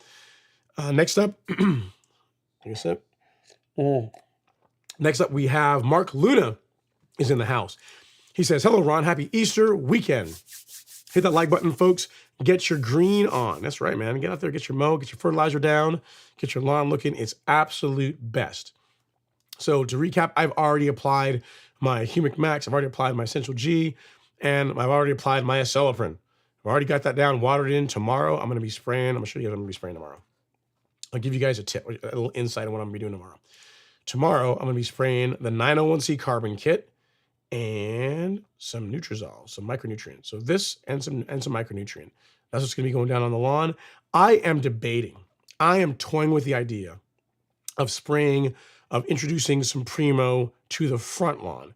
Just the front lawn, because the front lawn looks pretty good, I think. So you guys can take a look at it. That's how it's looking as of an hour or so ago. So what do you guys think? You know what? I'll give it to you guys. We'll take a poll here, and you guys can tell me what you guys think. I'll let you guys decide. Should I spray the front lawn with Primo this weekend? Yes or no? All right, there you go. So you guys can weigh in and give me your thoughts as far as what do you guys think as far as Primo on the front lawn this weekend, given that it's ahead of the curve, it's looking good. It'd be cool to play with it and just kind of see how it does. Again, I don't mind testing it out and seeing what happens. If it slows things down, whatever. I'm good. It'd be a cool experiment to try out. So I'll let you guys weigh in, and then we will go from there. All right, next up is Jesse Rangel, or Rangel. I'm not sure I'm saying it right. He says, good evening, Ron. I live in North Texas and have a Bermuda lawn. I have some broadleaf weeds and poa annua throughout the lawn. Can I blanket spray with Weed Be Gone and Image Nutsedge in the same tank?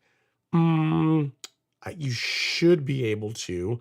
I say should, Jesse, because I've never actually tested that. I've never tried that combination before. You should be able to.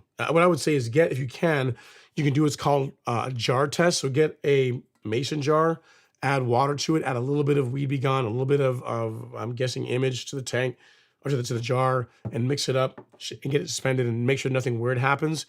It should be okay. Here's the thing you got to realize. Image is, or Mazaquin is really slow when it comes to controlling sedges and also for controlling Poanua.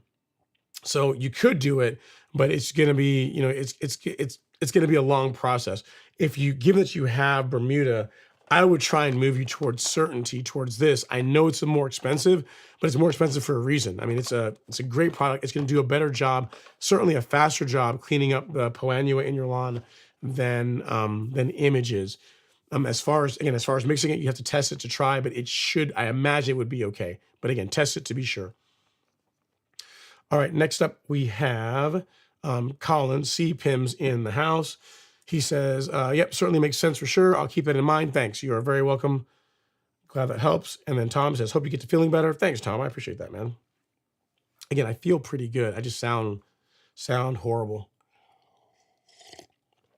Ian Michael says, a grade A stock irrigation? No, man, he's just a fan. I wouldn't say that. That's not nice. It's a cool thing, man. He's just it's pretty cool. So I like it. I appreciate it. I mean, he's just a fan. You know, it's like anyone that, like, do you have like a shirt or a t-shirt of your favorite sports team or anything like that? Same thing. You know, I mean, I guess when it comes to lawn care, like he likes the channel, likes the content, he wants to support it, and he's a fan. Nothing wrong with that. Next up is Rusty's Creations. He says, hey, Ron, finally catching live. Fun fact. The reason some of us Texas guys and gals have such high calcium is the limestone in our area. It's also why we have really hard water. Yep, you're absolutely right, Rusty.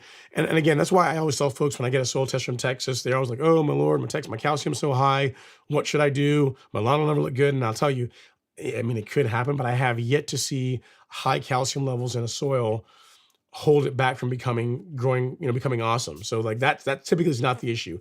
If it's getting enough of the macros, your nitrogen, your phosphorus, your potassium, and your micros are also at good levels, and you're mowing the lawn properly, and your pH is where it needs to be, calcium, like high calcium levels, doesn't really, it's not going to hold you back. Now, having said that, I wouldn't get out there and go out and apply a product that has a lot of calcium to the lawn. Like you don't necessarily want to introduce more of it, but having a soil that naturally has high calcium levels is not gonna prevent you from having a great lawn. And I'm glad you finally made it, Rusty. Appreciate it. And if you guys don't know, Rusty is quite the mechanical engineer. I believe you look at his avatar, that mower, and keep me honest here, Rusty, it's a Fiskars, or it started life as a Fiskars push reel mower that he built a mower and pulley system for, and he built like a case for it and everything, like, a cover for it. So that is like a manual reel mower that's been converted into a battery powered electric. So pretty cool. All right, next up we have D-Mart in the house. Yeah, so Jimmy says, planning on ordering some supersod leveling mix. When provided the funds are there, my R&R leveling mix arrived today. Nice, very cool. And that's a good point. If you guys are looking to get top dressing material and you live in Georgia, South Carolina, North Carolina, some parts of Tennessee, and some parts of Alabama, Supersod has given me a discount code that saves you guys a couple of dollars off of whatever sales or any pricing they currently have on the store. So that link is for top dressing material. Is that ronhenry.com/top dressing. If you click on that link, it doesn't cost you any extra. It's a free way to support the channel, and it saves you a little bit of money as far as your leveling mix. So good stuff, Jimmy. Nice, good choice. All right. Oh, he says, D-Mart, what do you, he said, acceptable soil heights. Did I read your question wrong? Okay, he says, so he says, what do you consider to be acceptable soil heights? We have St. Augustine lawn that I believe there's way too much soil. I took over this summer, and so what you're saying is that you've got first of all, there's not really a level that I would consider to be too much. I mean, if the grass is growing within it, that's fine. What I tend to like is for the grass that I'm mowing to either be even with the sidewalk or to be slightly above it. Here's why, is that if I can do this, if this is, so I can do this right, if this is your sidewalk, actually no, if this is the grass, this is your lawn, and this is your sidewalk, and it's slightly above, so the hardscape or driveway, or whatever, is slightly high, couple things. One, it's more difficult to mow right up to the edge of the lawn if you've got like got a sidewalk or driveway that's a bit taller. That's thing one. Also, if you're real mowing, you are much more likely to catch an edge if the hardscape, again, sidewalk, driveway, is a bit higher. Now, if we do the opposite, where hardscape is here, the lawn is either even or just a little bit taller, then you could actually mow and have the mower just hang off just a touch. It makes it really easy to mow the edges.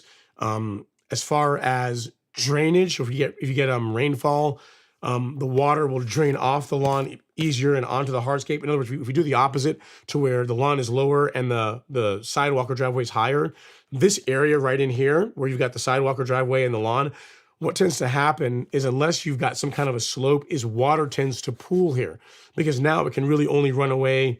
It can run away, and you've taken away one of the directions that you can evacuate water. So if anything, the problem you have where it's a little bit higher, I would prefer that than lower, because again, it drains better, it's easier to mow. So again, I haven't seen a picture of it. I mean, if it's like a foot higher, maybe you want to do something about that. But if you're talking a couple of inches, I really wouldn't worry about it. I mean, I prefer a bit higher than lower personally. Okay, next we have, where did I leave off here? Next up, we got, next up, Justin says, thank you for your help. A follow-up to my double stripe question. Do you just estimate a mower's width for your up to pass? Isn't too close or too far from pass one? Yeah, so you're not going to get it exactly right, Justin. So for example, if you have a Greensmaster, which is like the width of cut is 26 inches, what I would say is aim to have like a 48-inch wide double stripe. So that means that each pass, you're going to do like, 24 inches down, and then you're going to overlap. So for pass 3, let me get here, you can actually see it. So for pass 3, you're going to overlap stripe 1 by say 2 inches. That's going to make sure that you don't leave any hangers, you don't miss any spots. Is what I'm trying to say. So pass 1, you can mow that full width, obviously, and then pass 2, you go down, and so with pass 2, you kind of want to eyeball and say, okay, the distance between pass 2 and pass 1 is about 24 inches. You want to leave yourself a couple of inches for overlapping. So yes. To answer your question, 2 inches of overlap is what I aim for. That way, if you're not mowing exactly straight, you still get a good cut without leaving areas. You have to go back over and do cleanup passes and that kind of thing. So if you have a 26-inch wide mower, aiming for 48-inch wide double wide stripes is a good goal. Good question. That's I like it, Justin. It's a good one. So now that you got all this info, Justin, I want to see pictures. Whenever you get out there and you lay your double wide stripes, I want to see them. I want to see what you throw down, man. I want to see what you throw down. All right, next up is Andre Taylor. You say good evening, happy Friday. Good evening, Andre. Happy Friday to you, sir. And then next up we have he has a follow-up question. He says, in spoon feeding, do you recommend split applications on fertilizer, liquid biostimulants, and PGR in the growing season? Do you recommend a split application of Essential G as well, or not necessary? No, I don't do the split applications on the granulars. So for example, like what I've already done on my lawn, Essential G and Humic Max, so the granular biostimulant and the granular fertilizer, have already gone down. Aceleprint has also gone down too, even though it's a liquid, because I water all that stuff in. So they've all gone down already. The liquids, as far as the 901C Carbon Kit and Primo, I spray that at the beginning of the month and then again on the 15th. So the first, every 2 weeks throughout the growing season, I do that. But the granular, I only do it once a month. I guess you technically could do Essential G twice in a month if you wanted to, but I just, why? I just do it just once a month, and that works pretty well for me. So, so hope that helps. It's just less work. I mean, 'cause keep in mind, Andre, if you have a 4,000 foot or smaller lawn, if you want to go out there and you want to like split it up and literally do half and half, on the 1st and the 15th, then sure, it's not that big a deal. But for me, my lawn is like, it's 12,000 square feet. I got to get out. I got to drag like 4 bags out. So I don't want to do that twice in a month unless I absolutely have to. And I personally don't think the juice would be worth the squeeze as far as that goes, as far as the extra work. So I don't do it. All right, next we have Gladiator 392. All right, so we got some people saying, so 71% so far saying yes, and some saying no. Okay, all right. Next up we got Gladiator 392. He says, so is it good to mix up soil and sand together and then put that down to overseed Bermuda grass? No, I would. So as far as mixing sand and sand or compost along with the seed to kind of thicken it up and not have as much of it blow away, yes, you can do that, Gladiator. But overseeding Bermuda grass, unless you're talking about doing it in the fall where you're overseeding Bermuda with, like, say, ryegrass, I really wouldn't recommend it. Like for most, there's not really a cultivar now that you can introduce to hybrid Bermuda that's gonna look good. Like whenever I did mine years ago, I used Princess 77 and also a cultivar called Arden 15, and those look very close to Tifway 419. Like the current Bermuda grasses that you can get from seed, like Yukon and Monaco, don't look, the leaf blade is quite a bit thicker than what you would get out of a hybrid. So I really wouldn't recommend overseeding your hybrid Bermuda lawn with really anything other than ryegrass if you're trying to do that in the fall because you want it to be green. Like overseeding Bermuda with Bermuda is not a good idea. Now if you're telling me that you have a lawn that was established from seed, so you've got like a Yukon lawn and you've got a few areas that are thin, which again I kind of doubt, but if you have that happening, and you wanted to put some more use of the same seed down to help thicken up that area, that would be okay. But as far as like putting Yukon down on, say, Tifway 419, not a good idea. It's not going to match, and then it is practically impossible to get rid of it once you put it down. So for those reasons, I wouldn't do it. But as far as answering your question, can you mix a bit of sand with the seed to help it throw more consistently? Yes, you can do that. All right, and next is Rusty says, and yes, we are definitely a finicky bunch when it comes to rainfall. But for my area, we have been getting some sort of posted water restrictions for the last 4 years. Lawn updates coming in the academy. Nice. Yeah. Keep us posted, Rusty. Appreciate it, sir. And then next up is, I've already answered that question, D-Mart. So I think you're good to go there. And then Ian Marshall says, big likes for the drawing. Yeah, I mean, it's pretty ghetto. It's not, I mean, it shows you my handwriting and drawing are not bad. But as far as how to mow double wide stripes in your lawn, this is an easy way of doing it. There's other ways of doing it, but I mean, this is the approach I take. Just, 1, 3, 2. So 1, 2, 3, 4, 5. So that approach works well for me. It's what I do on my lawn literally hundreds of times throughout the season and produces a good result. So, so hope that helps, Ian. Lo says, will Primo Max help fill in bare spots in Bermuda grass? Not really. I mean, Primo does encourage lateral growth, but the thing that'll help Bermuda to spread more, which is what's going to cause it to fill in bare spots, is to increase your mowing frequency and also to mow lower. If you mow shorter, that's going to encourage Bermuda to run, just to creep, to spread out. That coupled with Primo will also, yes, help fill in bare spots faster. But if I had a choice between the two, if I got a bare spot, if you got a choice between increasing your mowing frequency and mowing lower versus using growth regulator, I would opt for mowing a bit lower and upping your mowing frequency. That's going to help the bare spots fill in faster. But hopefully that helps, Los. It's a good question. And again, if you need any follow-up, don't hesitate to hit me up.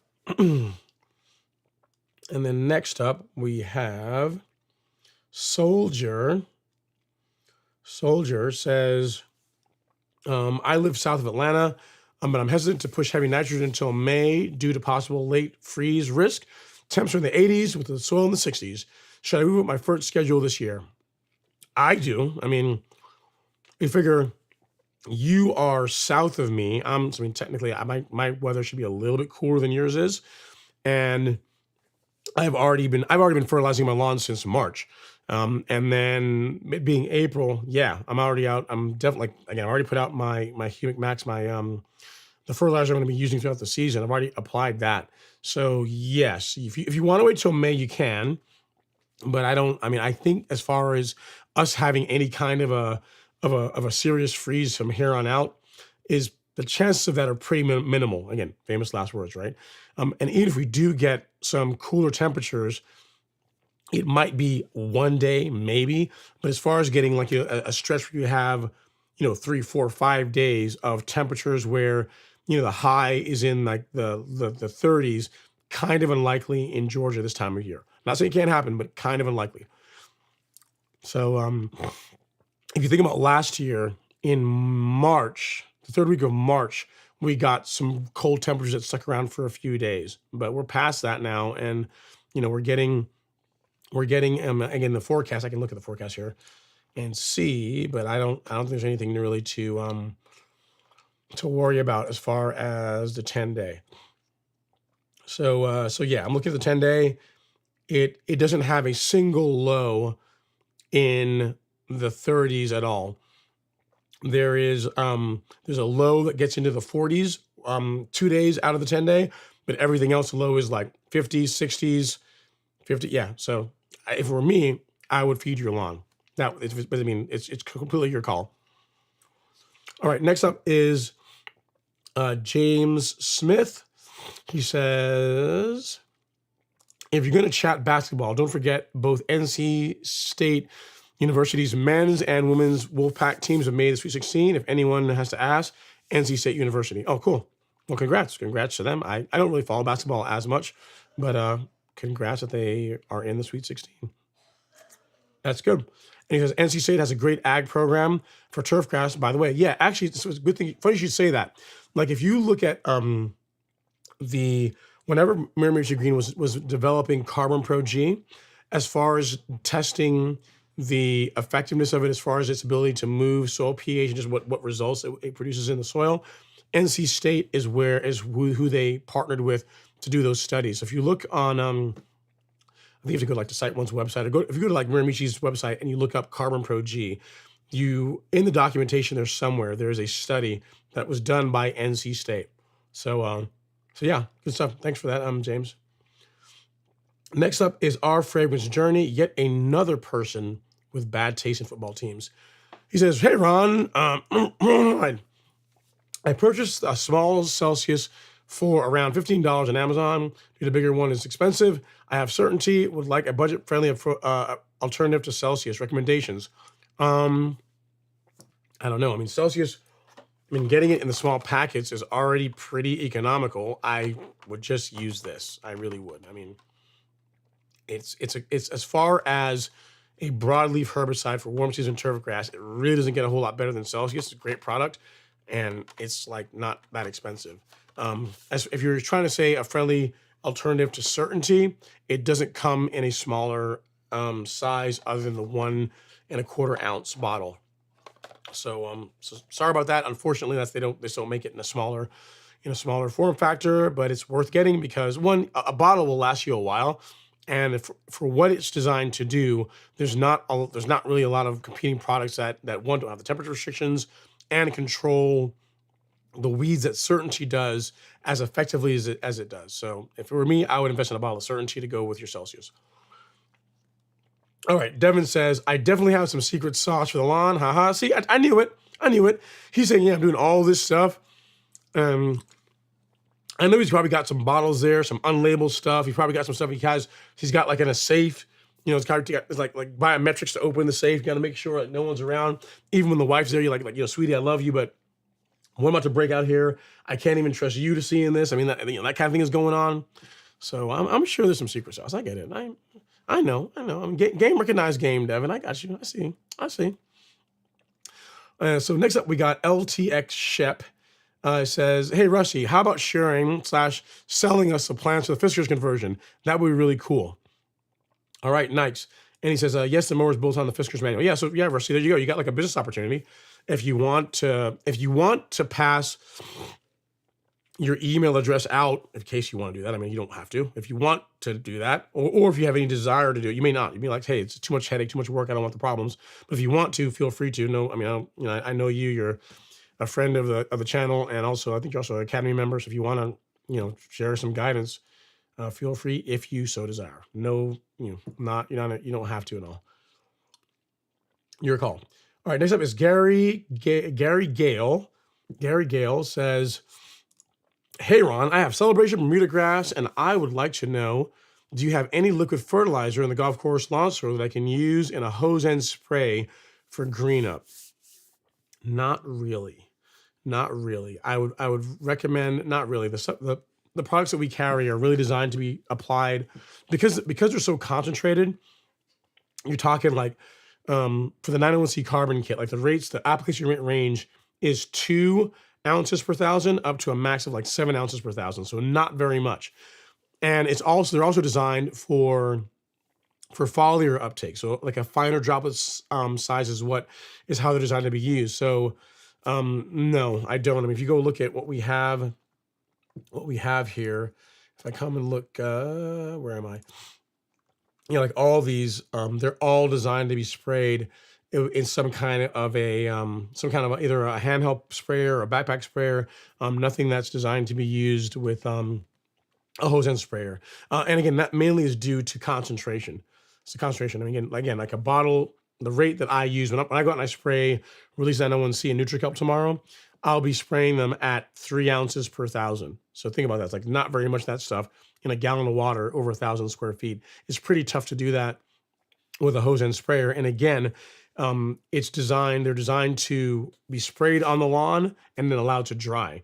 Whereas a hose end sprayer you tend to be putting in a lot more water, a lot more carrier. So you tend to get more runoff versus what you will get with a backpack or a hand pump sprayer. So sorry I don't have a better answer for you, Gary. I would encourage you to get one, to consider getting a sprayer of some sort. That it just opens up a whole world of options for you. If you ever decide you want to use, say, Primo, a growth regulator like Primo, like that, again, hose end sprayer, no can do. You have to use like a properly calibrated either backpack sprayer or handheld pump sprayer to apply the product properly. So I would try and push you towards that. So unfortunately, we don't have anything, but I would hopefully help you to appreciate that there's a whole lot of fun to be had with spraying, liquid, like some of the more concentrated liquid products, and, a sprayer is a worthwhile investment. All right. Next up is Brett May. It says, hey, Ron, I have Bermuda grass. Do I need to wait until the grass is growing well for an application of Celsius and Certainty? Can I apply it to grass that is barely coming out of dormancy? The answer is no, you don't have to wait. And can you apply it to grass that's coming out of dormancy? Yes, you absolutely can. The big thing is just stay within the application rates, the labeled rates, and you can do that without issue. One of the big reasons why whenever I have someone that's asking me, I'm looking for a herbicide for warm season turf grass, to use on my lawn, why I recommend Celsius and Certainty so much, it's not because that they're the only options for controlling weeds in warm season turf grass. It's because you can spray them over a broad temperature range with far less chance of injuring your lawn than if you go out there and you spray like a 3-way. So Certainty, like Celsius and Certainty, I've tested spraying them, when temperatures are cooler than they are now. And when that video that you'll see, if you look at, either Celsius or Certainty in the store, that video was shot in the month of July. I purposely waited till the hottest part of the summer to test it myself, and I used that combination on my lawn with surfactant and really didn't get any injury, no discoloration or anything like that. So a big reason of why I like those herbicides so much is that I can recommend them to someone that is relatively new to taking care of their lawn, as long as they can read instructions and measure properly and be fairly confident that they're going to get a good result without damaging their lawns in the process.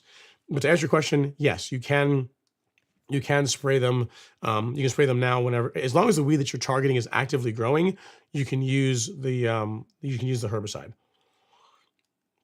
All right, and then next up, Rusty says it's a kit. It's in production. Cool, very cool, nice. I like it. Next up is Brian Hall. He says, "Hey Ron, what is the best way to treat grass that is brown from throwing ice melter from this past winter?" Yeah, so if you're talking about like some of the snow melting products that can put a lot of sodium in the soil, we have a product that is in, I forget where it is because it's a very niche product. Wish I can find it. I think it's under the soil moisture management section called NAX. Where is it? Yeah, here it is. So if you go to the golf course lawn store, Brian, and you go to shop and then soil test kits and pH adjustments, and you scroll down, you'll see this, which is a product that Ecology makes for what you're talking about, for recovering a lawn from salt damage. So this is what I would recommend that you would use if you're trying to, it sounds like you use some products that cause some damage. This will help help the lawn recover faster from it. So I'll send you a link to where you can find that. Actually, I'll just send you a link to the product because that's all you asked for. So Brian Hall, not Brian Tanner, but Brian Hall. There you go. That's what you'd want to use to help your lawn bounce back from that damage. All right, next up we got Zoysia Dad. He says, "Good evening, Ron. I applied some post-emergent herbicide a few days ago. I noticed the weeds are already dying, even the sedges. Nice. My Zoysia is also turning slight brown. Is that supposed to happen?" It can.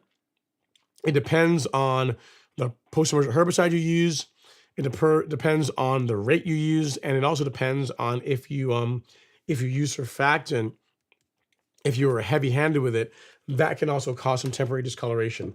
The thing that you should find, Zoysia Dad, as long as the products you're using, the post-emergent herbicides you're using, are labeled for use on Zoysia, it should grow through it pretty quickly. I mean, so if you get some discoloration, it should recover pretty quickly from that. So not to worry. A good example of I've used a combination on my lawn called with Speed Zone.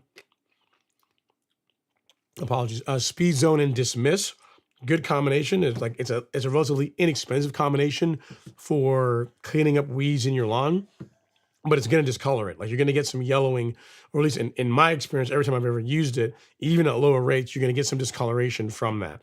So again, Celsius and Certainty, I find, again, if you apply them at the correct rates and you use the correct amount of surfactant, you don't typically have issues with discoloration or damage to your lawn while being effective with controlling the weeds you're after. So again, you've got the weeds taken care of, nothing to worry about.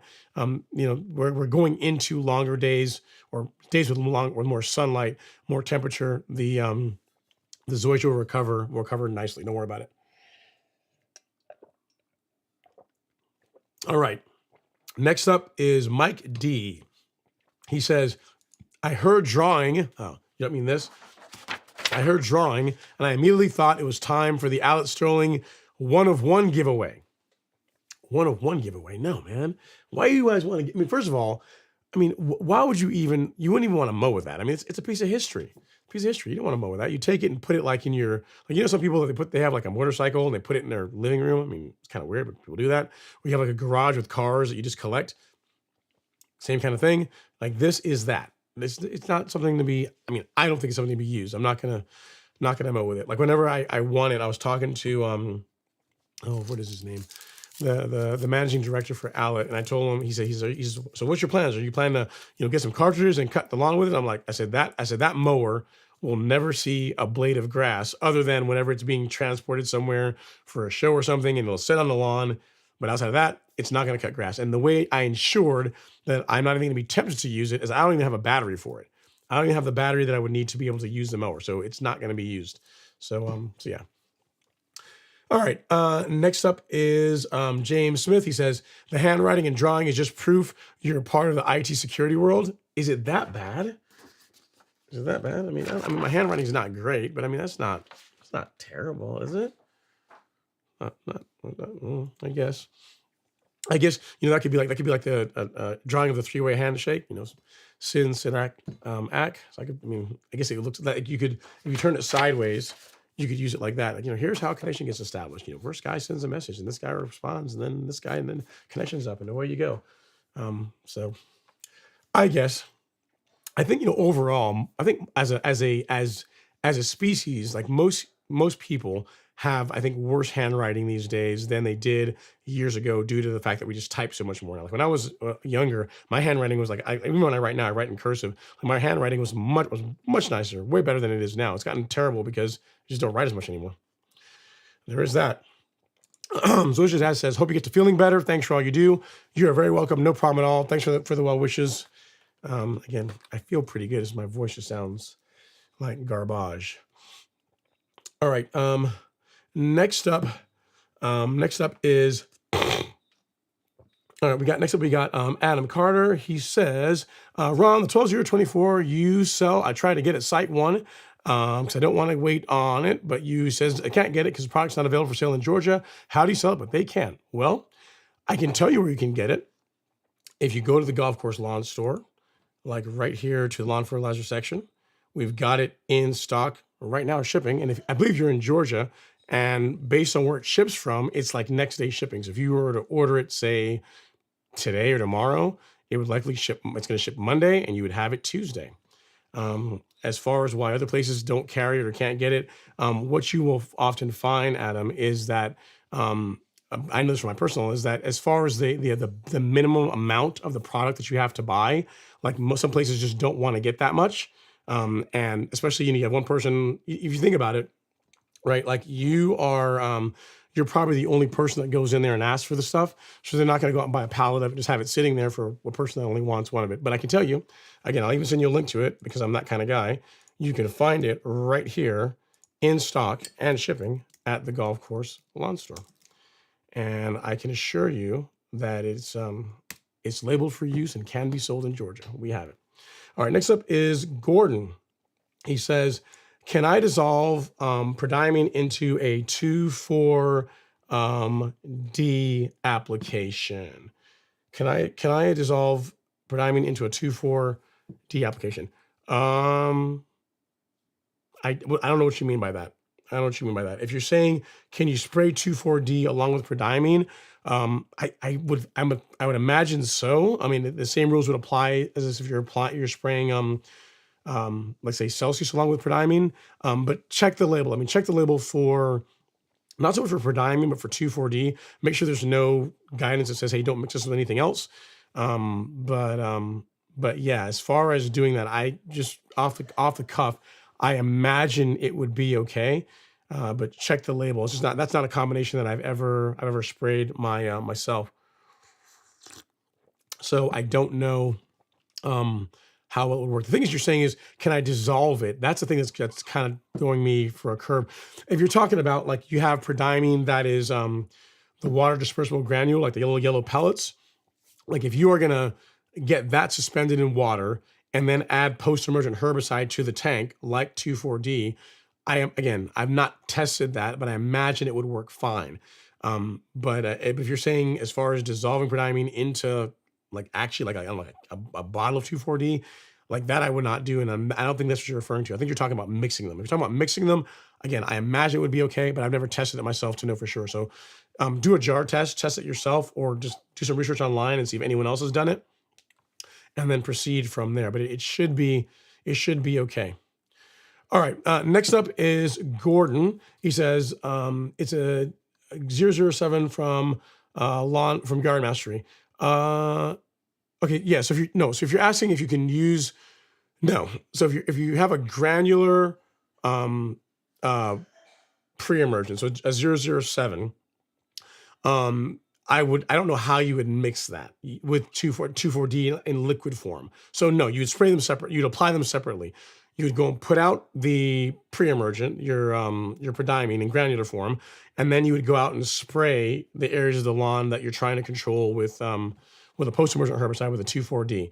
I can't think of a way how you would do that with no. To answer your question, no. If you're talking about a granular pre-emergent and liquid 2,4-D, the answer is no. You would apply them separately. One you apply with a broadcast spreader, and the other you're going to apply in a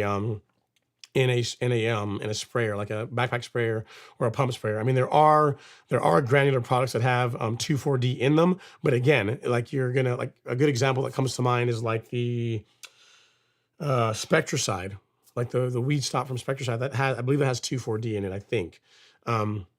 But the prill for that is a lot smaller than the prill for the for like a granular pre-emergent. So again, same thing applies. You could not apply them at the same time. You could do them on the same day. Like you could literally go out and put out the pre-emergent and then go right after that, obviously change your spreader setting and then go out and put out the granular 2,4-D if you have that. That would be okay. But as far as doing them at the same time, no, I would not recommend that.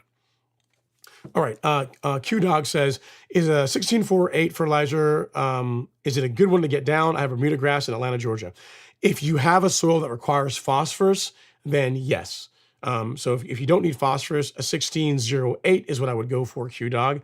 But yeah, I mean, 16-4-8, great formulation, a great ratio as far as NPK. If your soil needs phosphorus. If it doesn't, I would go with a 16-0-8, like the Humic Max product that we carry on the golf course lawn store. So hope that helps. If you need anything else, let me know. But again, like most things, like most questions when it comes to fertilizer, when it comes to which fertilizer, a soil test is the way to. That is the way. That is the way to know. And then next up we have that's a sidebar. It's not for me. And then next up is Brian Tanner says, good evening, Ron. Can you spray the carbon kit right after you mow, or should you wait a day or two? Thanks. You can spray it right after you mow. I've done that several times. Yeah, there's no problem with doing that. You can mow and then, well, now that's the order. I would mow and then spray the carbon kit. I would not spray the carbon kit and then mow. I would on the same day anyway. So if you want to get mow early in the morning and then go out and spray the carbon kit, that would be fine. But I wouldn't do the opposite. I would after you spray it, even though within a few hours it's taken up by the plant, I wouldn't get out there and just go out and cut off a bunch of leaf that you just sprayed, biostimulants on. I would mow first and then spray afterwards is what I would do. It's a good question. It's a good question, Brian. I like it. It's a good question. And you know what, Brian, because that's a good question, and it's about a product that Miramichi Green carries. If you haven't won already, I don't think you have, but if you want one of the Greatness from the Ground Up t-shirts, courtesy of the nice folks at Miramichi Green, you can have one of these. All you have to do is send me an email saying, Ron, this is Brian from the live stream. You said I could win a free shirt, and if you're a man of your word, you can tell me how to get my free shirt. And I'll say, Brian, congrats. I am a man of my word, and here's how you can get your free shirt. So my email address, which you should already have, but if not, this is it. It's ron@golfcourselawn.com. Send me an email, and I will let you know after how you can go about claiming your prize. So great question. I like it. It's a good one. Next up we have TNDC07 says, Raleigh, North Carolina, Bermuda grass tested 3 zones, front, back, and side with agronomic services, North Carolina, fall 2024, 2023, you mean, I think, right? Not, you mean last year, because it's 2024 now, so it would have been last year. Anyway, front pH is 6.6, side and back is 5.2. How would the My Soil report if I combine the 3 zones? Thank you. I don't know. I guess you could get a sample from all 3 and combine them and send it out and see what it says. I don't know the answer to that. If I had to guess, I'd imagine it's probably going to be a balance of the like an average of what you have in each of the areas. That's, if I were a guessing man, that's what I would imagine what's going to happen. But I don't know. Grab one and grab a soil test kit and send it out. I mean, again, if you're going to do separate zones with one soil test, what I would say is, if you're going to use, again, and I'm a big fan of just saying, just pick one and stick with it. So if you're going to use the agronomic services from North Carolina, if you're going to do that, just stick with that, because you've already got the data from that. If you do another soil test at some point throughout the season, you've got information, you have data that was created using the same methods, so that way you can actually compare them. If you're going to go to the My Soil test kit, to replicate it, you'd want to do like 3 test kits, one for each one of those zones, and then same thing would apply when you go forward. Use 3 test kits for each of those zones. You're comparing apples to apples. The one thing that I'm a fan of with the My Soil test kits compared to extension offices is that the data is all kept for you in their portal. So if you do a soil test, this week, and you do another one like in the fall, you don't have to remember where that piece of paper was, or you have to go digging through email to try and find it. You literally have got a tool they supply that allows you to say, I want to compare the March 2023 soil test results against the November 2023 soil test results. And it will be able to lay out them out on the graph, and you'll be able to see how the nutrient levels, how your pH levels, how all that changed between the 2 tests. So yeah, if you want to find out, get a couple of soil test kits and try it and see. But again, I would encourage you to treat whichever soil test methodology you go with the same way as how people that tune their cars treat dynos. And again, it's the only analogy I can use that makes sense to my brain. But the pick a testing method and stick with it, because that way you're truly comparing like data, because the data was created the same way. So kind of like what I've said in the past, if you take a car and you make a bunch of performance mods to it, or even you make no performance mods to it, and you go and run that car on a dyno jet, and then you take the same car, same day, same conditions, you go across town and you run that same car on a Mustang dyno, the numbers are going to be different. The curve will be the same, more likely will be very similar, but the actual numbers will be different, because one, like a dyno jet's a load, is inertia dyno. So it's pretty much it's measuring how quickly you can spin this really heavy weighted roller. And the other one is a load bearing dyno. So the way they're measuring the horsepower and torque are different. It's not a matter of which one is right, which one is wrong. It's just the way they're measuring is different. So and if you think about a soil test from the same way that a person that uses a dyno correctly thinks about it as a tool, it's a tool for you to make decisions as far as nutrient inputs for your lawn, then what I'm saying makes even more sense as far as like just pick one and stick with it. Like if you're gonna go to the extension office, like that should be your standard. Pick that one and just keep using that. That's what I would do. If you're gonna go with the My Soil test kits, pick that one and stick with it. But it's like it's kind of pointless to go out and get like a soil test from one. It's kind of like it'd be pointless to go out and get a dyno pull on a dyno jet and then go and get one on a Mustang dyno and try and infer that one is more accurate or less accurate, or one is measuring things. They're just different. They are both tools that are measuring the same thing. So hope that helps. If you're going to try and replicate what you did with the agronomic services, I would get 3 soil tests and then measure each one of the zones and see what you get.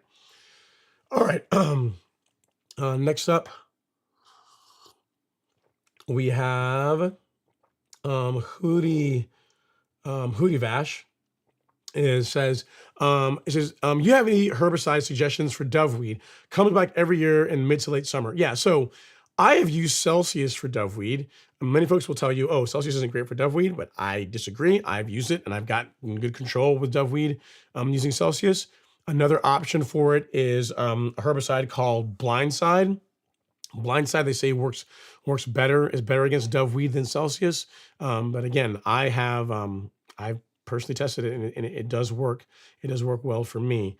But Blindside is well regarded as another one you want to look into as far as controlling doveweeds. Either one of those two. So it's Celsius at higher rates, or look into Blindside. All right. Next up is Zoysia Dad. He said, that's the exact combination I use. LOL, speed zone is dismissed. See? Here's the thing. I did not know that. See, you didn't tell me that. You said Zoysia lawn. You said I sprayed this time of year and I got some discoloration. I'm like, man, it's like coming into April. It's like late March, early April. And again, unless you went like crazy on the rates, it's highly unlikely that Celsius and Certainty did that to your lawn, even if you went heavy with surfactant. And again, the one combination that I know that, pretty much you're always going to have some kind of an ouchie, is that combo, speed zone and dismiss. It works good. It will burn down the weeds, but you're going to see the areas in your lawn where you sprayed the stuff. So, it's like, like most things in life, you get what you pay for. Like Celsius is more expensive, certainty is more expensive, but they solve that problem. You're able to spray them across a broad temperature range, and as long as you're sensible, they control the weeds without damaging your grass. Speed Zone and Dismiss, much less expensive herbicides that are effective, but you are, as you're experiencing, much more likely to see some kind of injury if you use that combination. And here's the thing, Zoysia Dad, you did it now when it's cool. If you did it a month or so from now, it would have been the effects would have been even more pronounced. So, I mean, if you got it and you want to use it, that's fine. Just go into it knowing that you are gonna see some temporary injury. And again, it's temporary. The lawn's gonna grow through it, but just know that that's gonna happen. It's gonna be a thing. All right, let me end the poll really quick before I move to the next question. So the question as far as should I spray Primo on the front lawn? So 71% said yes, 28% said no. Okay, so most of you guys are saying yes. We'll lean toward that. I'll make a game kind of fantasy football. It's a game day decision on whether the running back's going to be in. It'll be a game day decision tomorrow morning. Whenever I go out there, I'll see if I decide I want to spray the front lawn. And with again, it's going to be low rates. It'll be like half rate, like as always. But we'll see. I don't know. I might not do it because it's kind of a pain. Because I really only want to do the front lawn, and a backpack sprayer worth of Primo is more than I need for just the front lawn. So for that reason, I might not do it because it's just kind of a headache to mix up just a small batch just to do that. I don't know. We'll see. We'll see. I mean, I got time tomorrow. We'll see. I'll think about it. Okay.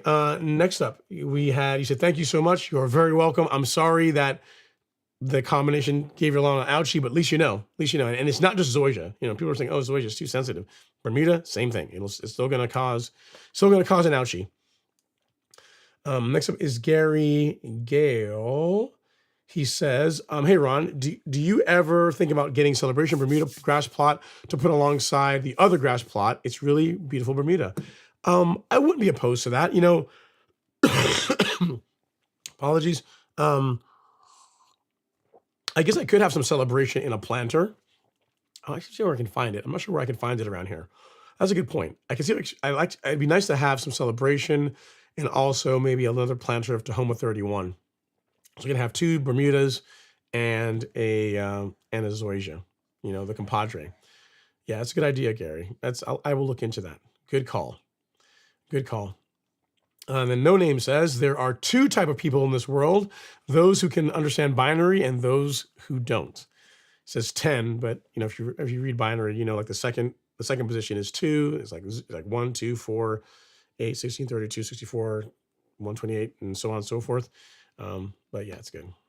But that's like, if you're a nerd, you'll get it. But if you're not a nerd, you'll be like, there's 10 types of people in the world. That doesn't make any sense.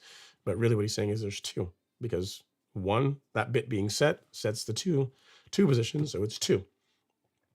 So there you go. All right.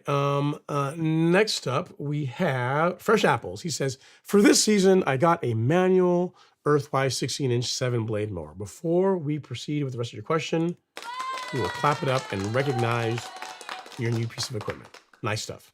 He says, do you think that will be good enough? Those power drill mowers are just so expensive. Also, should I cut my POA? It has huge seed heads. First of all, yes, that 16-inch 7-blade is good enough. And here's why I would start with that. It's a less expensive way of seeing if real mowing is something you really want to commit to. Because right now, it's not that bad because it's not hot out right now, and you're really only mowing once or twice a week. But when it gets to be summertime, when you have to mow, a couple times a week, definitely, and at the heat of the summer, the peak of summer, maybe every other day, depending on the height you're going after, that's going to determine whether real mowing is something you just want to continue doing. And at that point is when I would say making the investment in a powered reel mower makes sense. But as far as the manual, it's going to be fine. I cut my entire lawn with a manual reel mower for over a year before I got into a powered mower. So unless you got like a lawn that's bigger than 12,000 square feet, which again sounds kind of crazy when I say it, you're going to be just fine. I would start with what you have, enjoy it, enjoy the mower, enjoy the results you get with it, and just go from there. And then you can upgrade whenever you say, you know what, this looks really good, but I want that next level. And then a powered reel mower is several orders of magnitude better as far as the cut quality. As far as the POA, I don't know if that, you can cut it, But I would really like to get the seed heads if you can. I mean, I don't know if that I don't think the Earthwise has a catcher, any kind of a grass catcher. I mean, here's the thing on fresh apples. If it's a small amount of POA, pull it. Um, that is what I would say to do. If it's a small amount of POA, you could pull it. You could use glyphosate, but again, it's going to injure your lawn. If you've already put out pre-emergent and you cut the POA, even though you're going to be spreading the seed heads around, you shouldn't get a lot of new POA coming in. But I mean, it's just not a fan of doing that. Like, why get out there and cut the seed heads and throw them all over the place if you can avoid it? So if there's a way for you to catch them, and I don't know if that mower has a bagger attachment for it, but if it has that, I would use it. But yeah, outside of that, mow your lawn, enjoy it, and go from there. And you say, also, my Bermuda lawn is pretty small. Oh, so you have Bermuda. Okay, cool. If I have excess herbicide, fertilizer, or any liquid, where do you think is a good place to dump it? I don't want to overspray some spots or dump it into the lawn. So I would mix enough. What I would do is this. I would mix enough to where you use what you mix up. And then outside of that, find a waste disposal facility that will take that. So don't dump it out. Don't dump it down on any drains. Don't dump it out, and obviously not in your lawn, but find a place that will take that kind of stuff. Like, not all places will take it. That will take used or will take herbicides, and dispose of it that way. And what I would say, fresh apples, is really, this shouldn't be something that happens more than 1 or 2 times, because you should learn like how much product you need to mix to be able to use it all up on your lawn. You know what I mean? So if right now you're mixing 4 gallons worth of product and you only need like 3 gallons worth, that's a lesson learned. The next time, reduce it. What I would say is, it's always easier to always mix more, to add more, than to mix too much of it. Then it becomes kind of a hassle. You know what I mean? So if anything, mix a little bit less than you think you might need. If you need to mix up a little bit more afterwards, you can do that. But as far as disposing of it, take it to a facility that's designed that will accept herbicides, or whatever product you're looking at, and dispose of it the correct way. So hope that helps. Great question. And you know what? I'm going to save that one because I'm sure other people will have that as well too. Good question. I like it. But again, this should not be a regular occurrence. You should be able to learn how much you need, and then, adjust accordingly. All right. Next up is Joe Cox. He says, good evening. Hope all is well. What are your thoughts on Pennington Bermuda grass seeds? Depends on which one. Like, Pennington made, I think they did Princess 77, and they also did Arden 15. So they make some decent Bermuda grass. I don't know what kind of Bermuda grass you are getting from them. If you're doing it as part of a renovation, that would be okay. But if you're talking about doing it from a standpoint of overseeding your existing Bermuda lawn, I would not do that, because more than likely what it is some kind of common Bermuda, or some kind of improved common Bermuda. And I would not do that, because once you get it into the lawn, you can't get rid of it. So I would depends on what you're doing. If you're doing a renovation, you want to do things the hard way as far as establishing a lawn from seed, then Pennington, again, I've had great results with their grass seed. But for overseeding an existing lawn, I would not do that. I would advise against it. Next up is Dornita Lily is up next. She says, hi, Ron. Thank you for the great advice. And I'm amazed with the results. Looking forward to making my lawn amazing going forward. Awesome. I'm glad the advice was helpful and that your lawn is looking good and you're liking the products and the results you're getting with it. So keep going. Next up is Mike Harvey. He says, hi, Ron. When should we put insect control down? Do you still recommend acelepryn? So if you're in the Southeast, Mike, anytime between now and mid-April is when I like to get my grub control out. So yes, I do. I recommend acelepryn. Acelepryn SC is your liquid form of it. Acelepryn G is your granular. I applied acelepryn I did my Essential G, then Humic Max, and then the last thing I did was acelepryn. So I've already done my application for the spring, and yes, I still highly recommend it, mainly because as far as insecticides go, it's as gentle or as eco-friendly as insecticides can be. So if you look at a lot of other insecticides, they are more likely to harm earthworms or also, and more commonly, harm pollinators. Whereas the active ingredient that is in acelepryn, called chlorantraniliprole, starts with a C, it's a mouthful. Chlorantraniliprole, the active ingredient that's in this, is much easier on earthworms and also labeled to not also harm pollinators. So from an eco standpoint, it's a better insecticide to use, which is why I recommend it. As far as where you can find it, if you go to the golf course lawn store, you go to shop and you go to fungicide and insecticide, you got both options. You got acelepryn G, which is granular. You got acelepryn SC, which is liquid. They both work well. They both need to be watered in after application. Pick which one to go with based on your preference for applying. The nice thing with liquid is that it's easier to control application rates, and you've only got like this to store, which is small, little 4-ounce bottle versus a 25-pound bag of this stuff. And as far as coverage, is about the same between the 4-ounce and the 25-pound bag when you apply them at the rates that I recommend. So for acelepryn SC, the rate that I like is 0.2 of an ounce, so 0.2 fluid ounces over 1,000 square feet. That's a good rate. The range goes from less than that up to 0.45, 0.4, somewhere in that range. I'm not a fan of spraying it at higher rates. I mean, you can spray it at 0.2, works great, and it still leaves you enough that if you want to do another application in late summer, early fall, you've still got enough on your annual allocation to be able to do another app if you want. So 0.20 ounces per 1,000 square feet is what I do, and that produces great control as far as Grub is using acelepryn. So hope that helps, Mike. And yes, I still recommend it, and I've already applied it. And if you need anything else, let me know, and I'll actually link it here. I'll actually link it here in the chat for you so you can find it. So there you go. Next up is Casey Baker. Says, will Miramichi carbonized PN raise my pH? That's a good question, Casey. I don't know the answer to that. I know that Miramichi did a testing with Carbon Pro G with NC State. And while it's not like a line product where it's labeled to raise pH, what it's called, what they call it in their marketing materials, they call it a pH optimizer, meaning that if your pH is high, it tends to draw it towards the mid sixes, and if it's low, it tends to draw it towards the mid sixes. And the testing that they did with NC State reflected that. Now, that's Carbon Pro G. Carbonized PN is basically the compost version of Carbon Pro G, because Carbon Pro G is it's compost, biochar, and a microbial package. Carbonized PN is compost and biochar, and it does not have the microbial package. And they're both made in the same place. Like, I've actually been in the facility where they make it, and basically Carbon Pro G is carbonized PN that gets turned into a prill.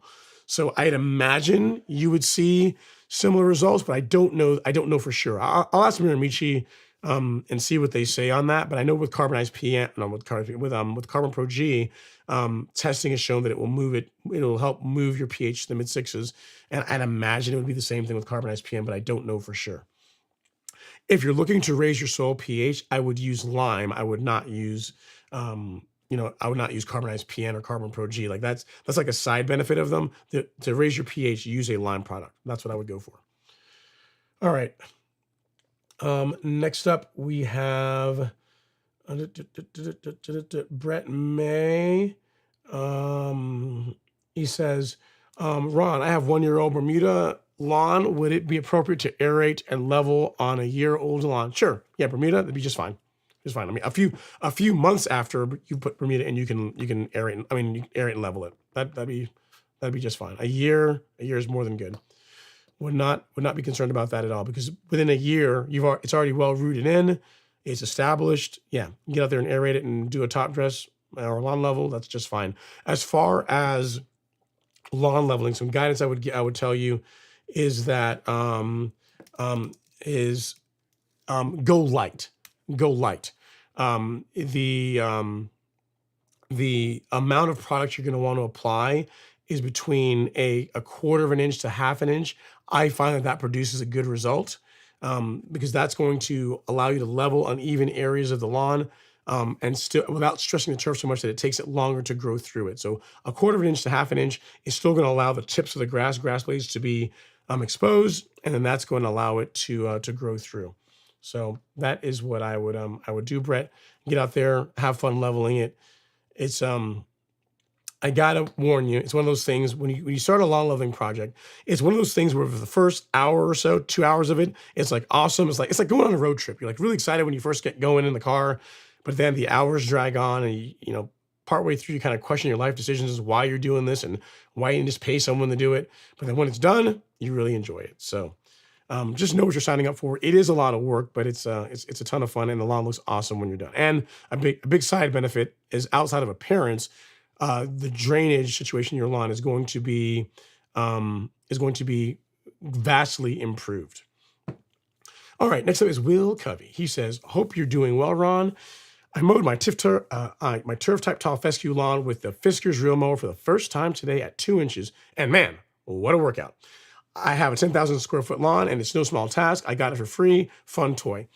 Yeah, it's a good workout, and it gets better. It gets easier the more you do it because you get better at using it. When you first start using a manual push mower, to your point, it is more work than like a self-propelled for sure, but you get used to it. Like when I was still manually push mowing my lawn, I didn't even notice it anymore after a while. Like you get out there and you just mow it, and it feels normal. It's not that big of a deal.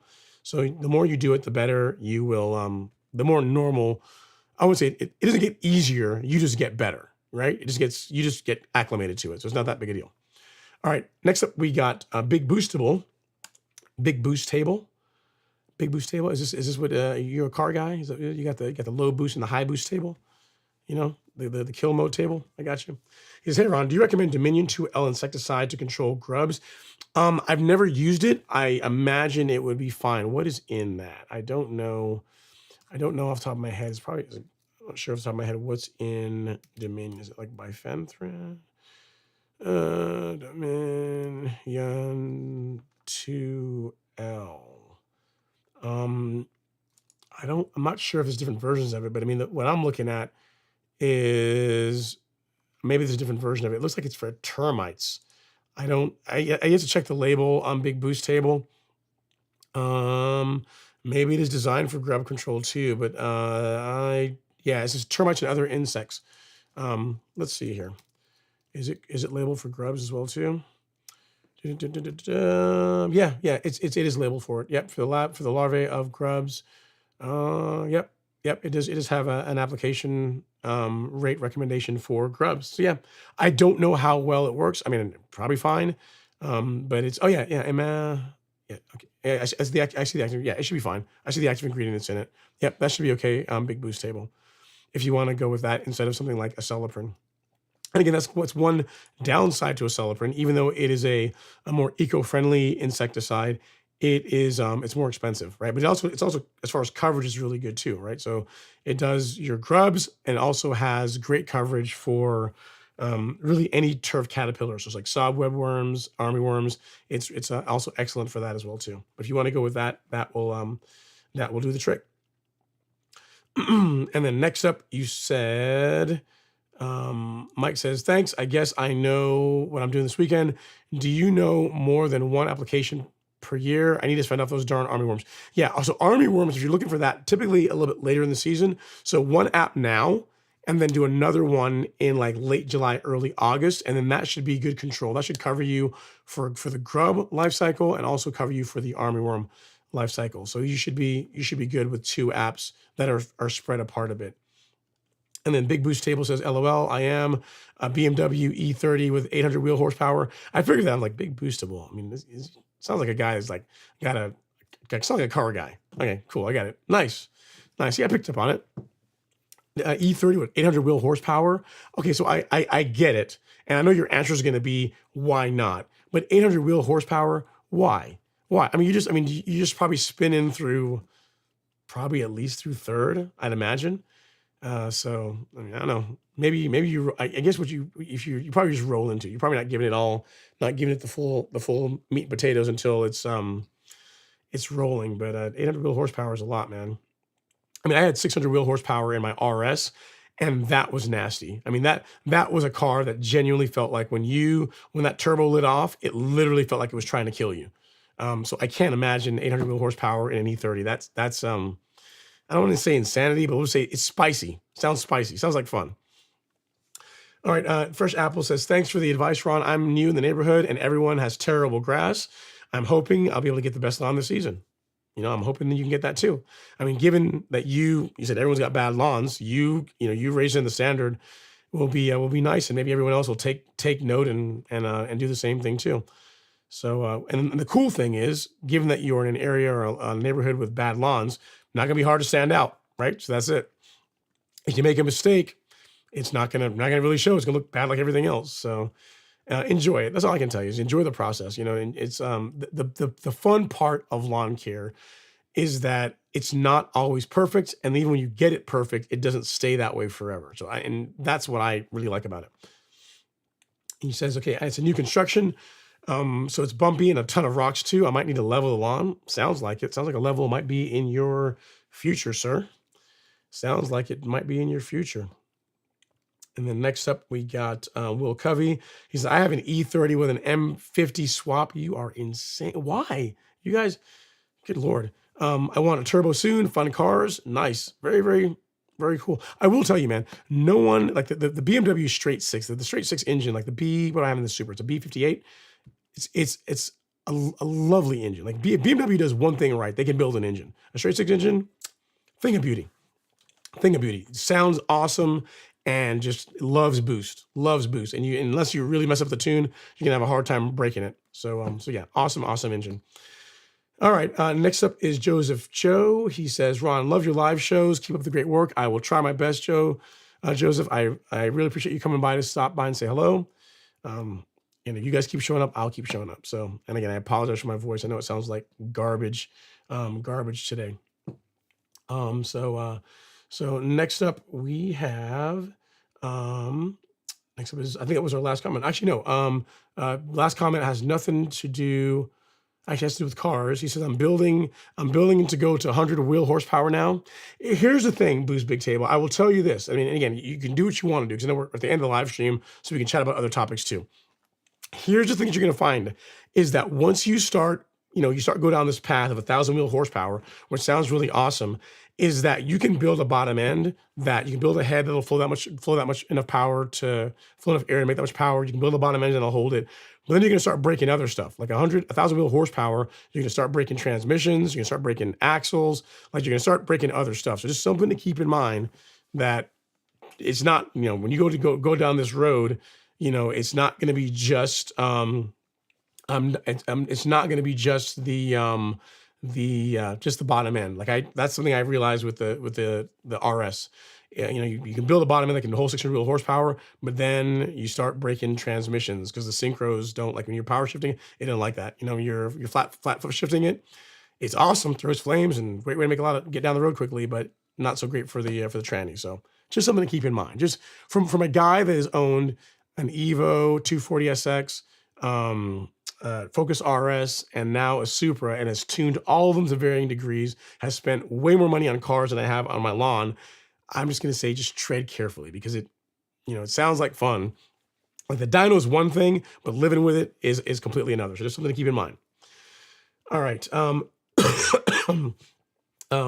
Will says, car guys and lawn guys go hand in hand. I agree. And then James says, let's get those likes up. I appreciate that, James. Ron sleeps better, as we all know. Thank you so much. And our last question of the evening, or our last couple of questions of the evening, is Joe Cox. He says, what Bermuda seed do you recommend for overseeding? I'm not sure what kind of Bermuda I have. I don't, Joe. I don't. Because most Bermuda grass seed that you're going to come across is some kind of improved common Bermuda, which means that the color is going to be slightly different. The leaf is going to be thicker. The like how it grows, the growth rate is going to be slightly different to your hybrid, and it's going to stand out as far as your existing lawn. And the problem with Bermuda is that once you get that common Bermuda in your lawn, there's not really an easy way to get rid of it. So I would highly discourage you from doing that. The closest, like the only Bermuda that you could have possibly pulled that off with is a cultivar, two cultivars, one called Princess 77 and one called Arden 15. Unfortunately, you can't get either of them anymore. They've been discontinued. So that's why I would say don't bother doing it. It's just not worth it, because once you put common Bermuda in your hybrid lawn, you're stuck with it. You can't really get rid of it. You can hide it using like growth regulator and a few other tricks, but it's gonna be there. So I would highly recommend against it. And then next up, Fresh Apple says, have you ever applied too much of something? What would usually happen? Lawn goes white. Yeah, so I have applied too much fertilizer before, and in the form of a fertilizer spill. It's actually, I documented it on YouTube, which is why whenever I tell you guys, hey, whenever you're filling up your hopper, like your spreader, don't do it on the lawn. Always move the spreader to concrete, some kind of hardscape, and fill it up there, because I did that once and it burned my lawn. And I will show you. I've got the video. I've got the evidence. I even documented it. I videoed my shame, and I've put it on YouTube for the entire world to see. So so then next up is let me I'll get you here. This is the link to it. So at Fresh Apples.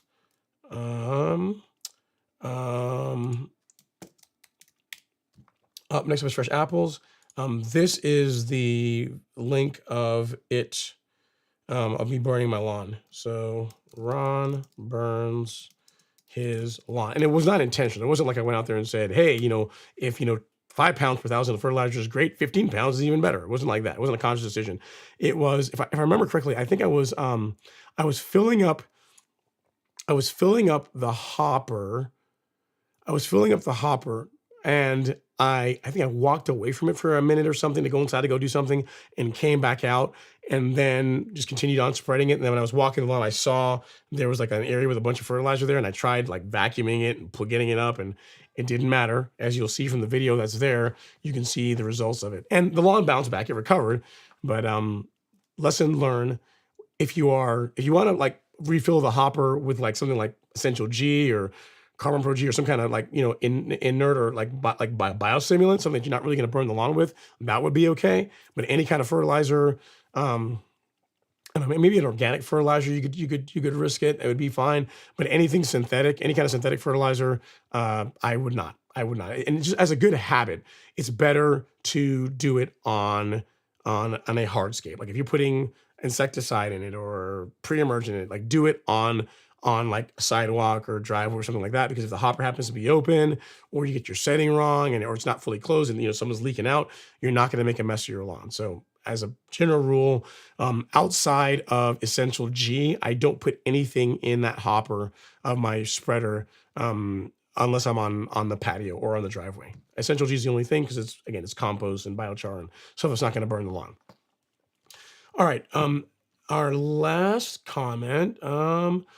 Let's see here. We got Jimmy. Next up, we got Jimmy Miller. He says, wait, Ron. Ron is a nerd professionally, a lawn nerd, and a car nerd. But listen, if you're a nerd, you're a nerd. I mean, if you're, I'm a car nerd. I'm an aviation nerd. I'm a space nerd. I mean, anything that goes fast and makes noise, like, sign me up. I'm in. Something I was into, you guys, there's not any video of it, but I was really, for a couple of years, into flying model helicopters. I was actually pretty good at it.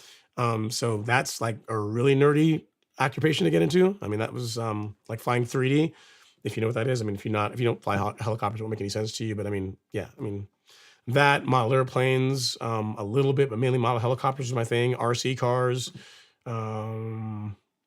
real cars, pretty much anything that goes fast and makes noise. Sign me up. I'm good. And he says, all my favorite things. I'm trying to enjoy it, because here's the thing. Eventually the world's going to go all electric, and we're not going to have, the fire breathing dragons that we get to enjoy these days. But that's, I guess, what you call progress, right? That's just the way things are. So enjoy it while we got it. All right. Well, guys, gals, so yeah, Stephen Thompson saying happy Friday. I think that is it. All the questions and comments you guys have for the evening.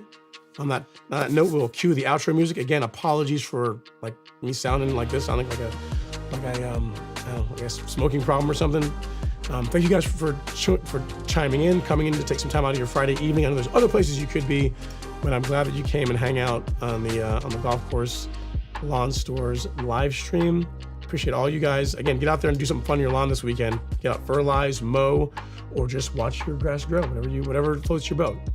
I will see you guys next weekend. Thanks so much. Take care.